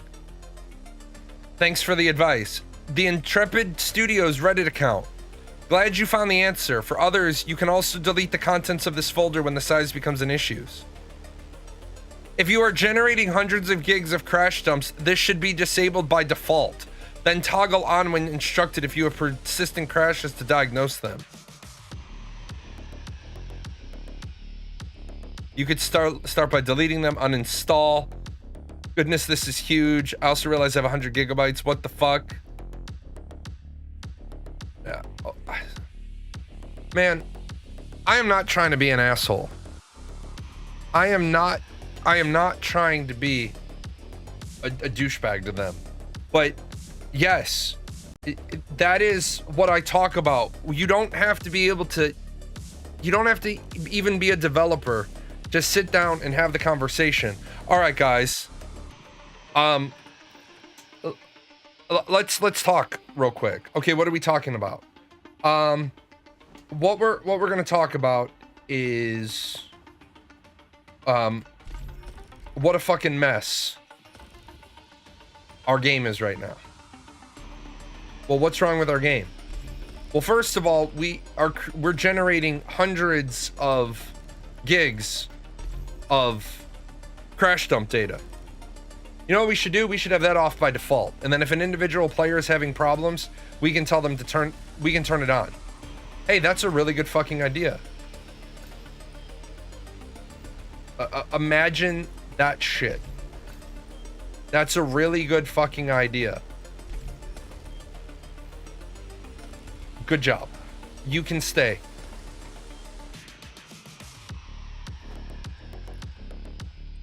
Again, I'm not trying to be a douchebag.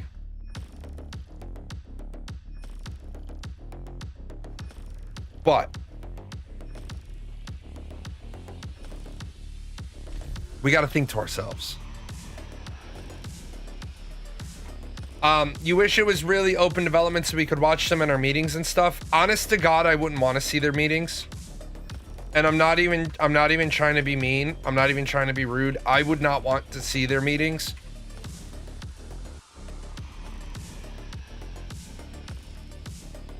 Also, I reported this months ago and it's not fixed, but you can open the game, then delete Easy Anti-Cheat from your computer and still play the game. Hey, Carthos, I would only be shocked by that if you couldn't do the same thing in APOC. In fact, you could remove Easy Anti-Cheat from your computer and still open APOC. As we saw all the fucking value Easy Anti-Cheat had on APOC, which was none.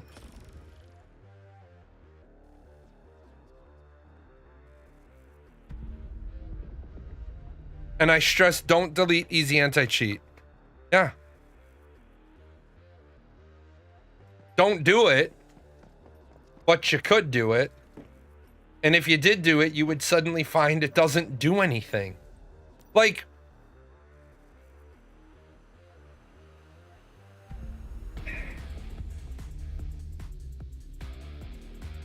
you have a gold duplication bug on your server. Well, you know what? If you don't know what's causing it, then what you could do is you could run a pivot table that queues every so often and just displays for you in most to least order all the players with gold. And if you have your character data database, pull that every 15 minutes and run an ongoing pivot table for it, it's going to be really easy. It's going to be really easy to notice because a pivot table only displays data that's changed outside of a...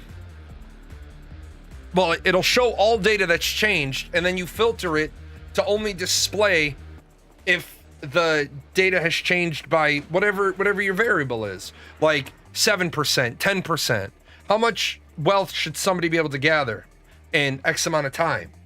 Now, some of it you're going to have to look at and be like, oh shit, well, this one flagged because the person went from 7 gold to 15 gold. That's fine. This person went from 100,000 gold to 250,000 gold. Yoink, jail. Then it's real simple. Hey man, what's up? You're in player jail. Got a couple of options. Number one, you can tell us what the duplication bug is.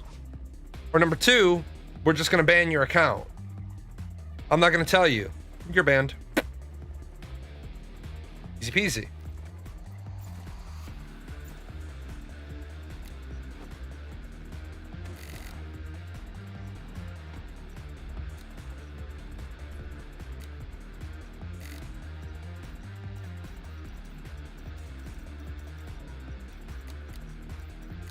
What's up with all these 7s?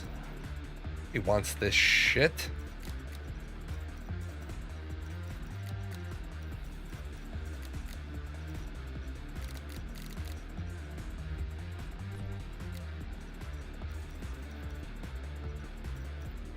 Good, that's all cleaned up. Now I'm gonna have another fucking endless run of ding ding ding ding ding, but that's okay. This is pissing me off. I'll show it to you guys. This is another one of those. I hate when companies release stuff this little blinking fucking icon down here, right? All fucking day, I gotta look at that. Unread mail. Okay. I don't give a fuck.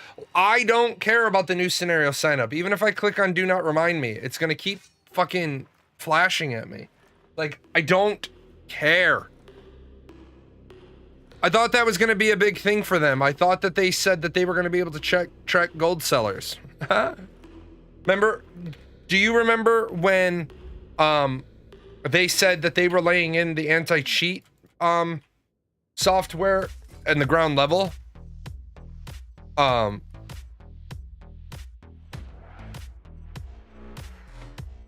When you were looking at that Ashes post before you put it on screen, I wasn't listening, but I thought something. Oh no. I'm still playing catch up with some texts because I was gone last week. I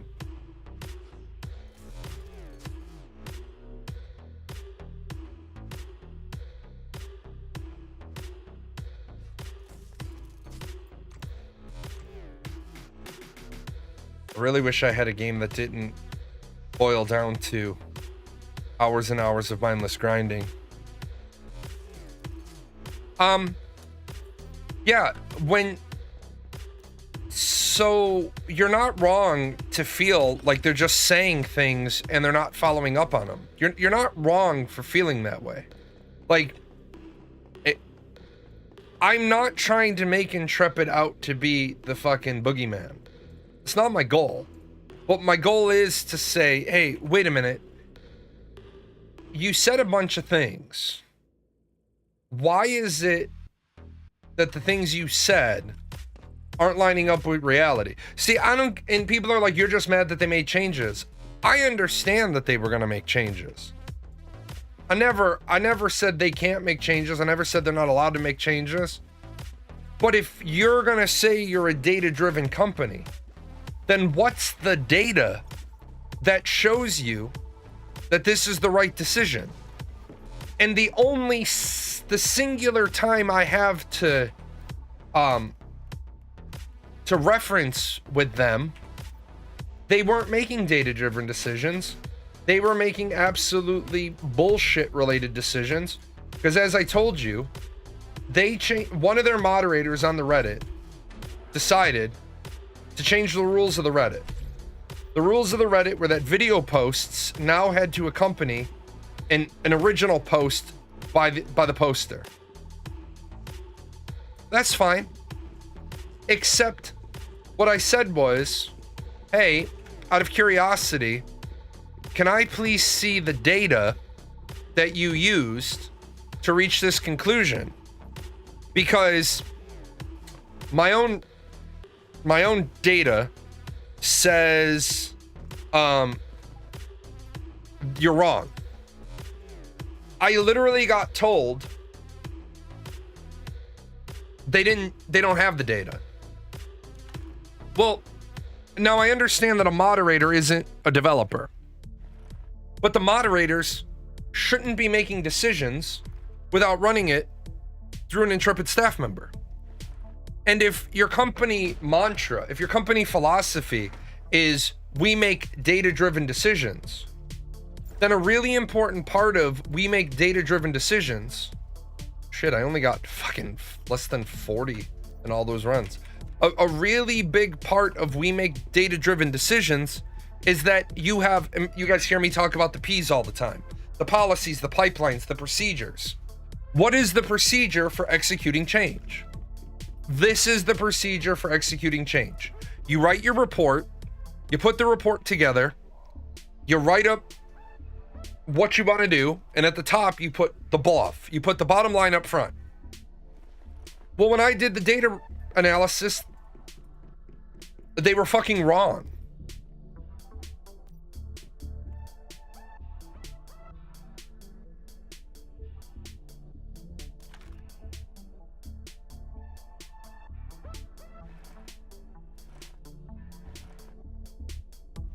If they stop doing work on content systems and fix bugs, people will complain they're not. Oh wait, why don't I be a professional streamer? Why don't I be a professional here? What's my favorite U.S. war crime? None of them. I hate the fact that we commit war crimes. Because war crimes always end up with innocent people killed. That's what makes them war crimes. So I don't have a favorite war crime.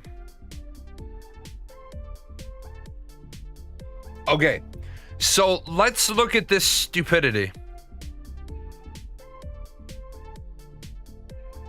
If they stop doing work on content and fix bugs, people will complain they're not adding new content. If they stop fixing bugs and work on content, people will complain that bugs were reported aren't fixed. I do feel like a lot of people vastly overestimate the number of employees Intrepid have. Well, first of all, I don't overestimate the number of employees that Intrepid has because they've said that they have 250 employees. So you would think that they would have a dev team, new development, that they would have a QA and bug hunter and bug repair, and you would assume that they would have ops and sustainment, which, depending on how you want to do QA, that would be that piece. But that piece of people is not the people making new content. This is the current balancing act. Content development and bug fixes often go through the same team members. Red flag. Some bugs may seem simple, but the work to fix things can be more complicated.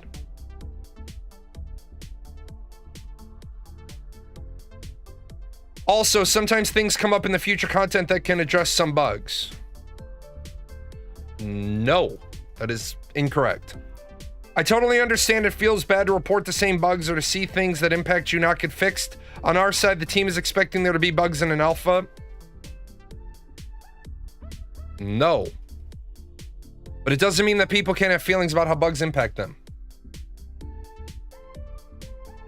People complaining and having feelings mean they care about the game, which means you do a good job. For sure. But it doesn't make me feel any better having the same bugs in the community reports week over week. Okay, I'm going to break apart. I'm just going to, let me re-clip out. I just want to talk about this because this is another one of those, stop talking. Just fucking stop talking, because every fucking time you talk, it makes it worse. Okay. Content development and bug fixes often go through the same team members. No. You need a development team and you need an ops sustainment team. And this team should include QA. This should go to them. They should test it.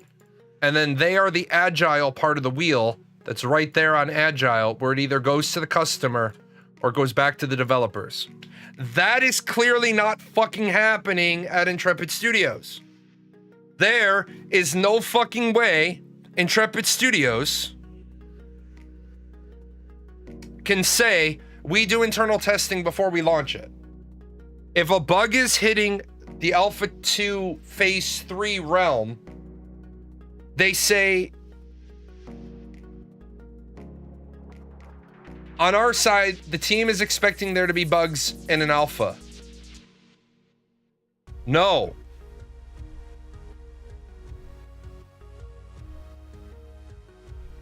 When you expect bugs, it means they've become acceptable. Expecting bugs is like saying expecting typos. I know some of you aren't old enough to remember the world before word processors. I get this. I understand. Let me explain how I was taught to type. I was taught to type not according to what teaching schools do, where Mavis Beacon teaches typing does, where they do something like your words per minute was 118. But you had 4 typos, which means your words per minute was 114. Fuck no. If you had 118 and you had 4 typos, your words per minute were 0, because the number of typos, the number of backspaces, the amount of whiteout allowed on a document was 0%. I'm not joking when I say this. You can talk to other old people. There are some documents back in the typewriter era, you could not even have a backspace. That white ribbon in the typewriter, you could not have that. And we didn't have fucking computers. And we didn't have fucking spell check. You typed it right the first time. Or it came out of the typewriter, went into the shredder, and you fucking did it again. With that said, it's not about you're expecting bugs. Also, what other fucking fool-ass bullshit did he say? Some bugs may seem simple, but the work to fix things can be more complicated. That part, some bugs may seem simple. No.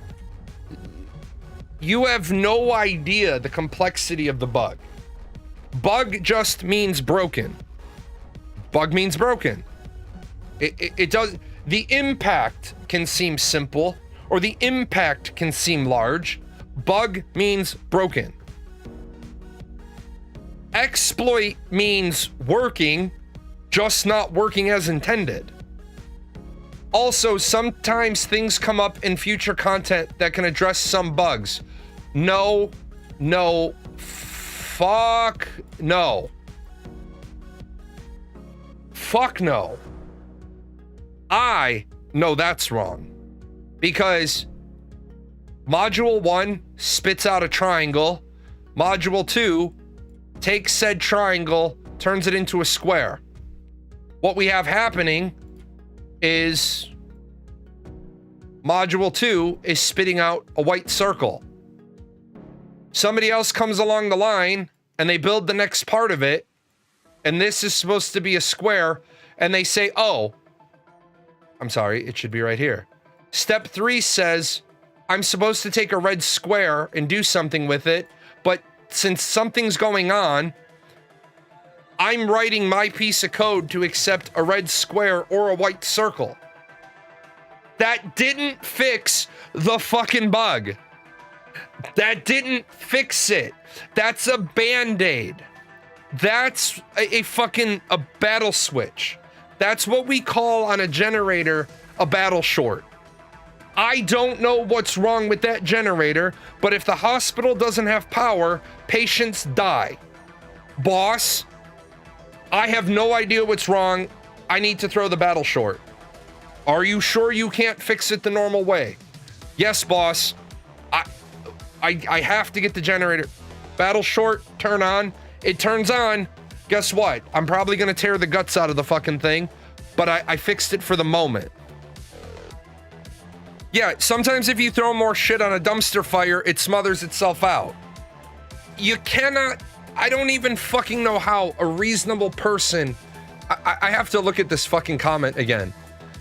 Sometimes things come up in future content that can address some bugs. I hope to God you mean bug fixes.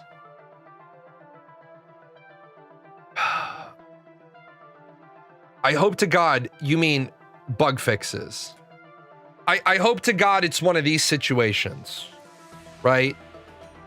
I hope to God it's one of these.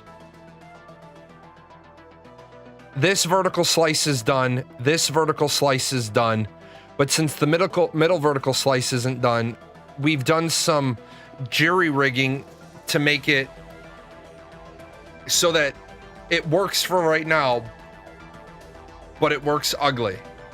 And in the future, this line's going to go away, and it's actually going to work according to plan. You know, here's... Karthos, I swear to God you do this just to raise my blood pressure. What's my heart rate? Okay, I'm still good. This is what I talk about when I talk about Ashes of Creation. Every single thing I said in all of those recent videos about Ashes of Creation is absolutely true. Okay? Every single thing I've said about Ashes of Creation is 100% not an exaggeration, right? I didn't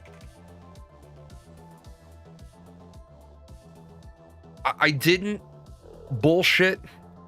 I didn't nothing, right? Nothing. Every single thing I did in these following videos, right? Every single part of these following videos is absolutely true.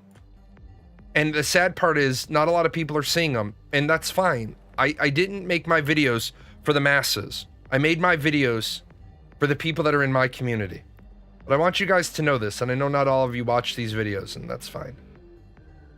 I didn't have to make up anything for this video. Every single thing I say in that video is true. Every single thing I say in this video, in this video, every 100% truth, 0% bullshit. Because I don't need to lie about Intrepid Studios. I don't need to make anything up about them because they have community management people who are supposed to be skilled in talking to the community, saying stupid shit. I want the game to launch. I want the game to launch because if the game launches, I get paid. If the game no launchy, I no get paid. With that said, other things that I want to happen is I want to go figure out what I'm going to cook for dinner. So I'm going to get out of here. I will be back tomorrow for politics, but as it looks right now, it's going to be a complete fucking goat rope of a show because I gotta dig in. I will see you guys then. I wonder if the organic meat sack that runs this channel knows a lot of these sponsors don't sponsor us anymore. They were longtime sponsors. The credits are fine. Do we get paid? Is any of this sponsorship money for Gale, Daisy, the Chaos Fund? You are a figment of Jalan's imagination. I don't think you will be getting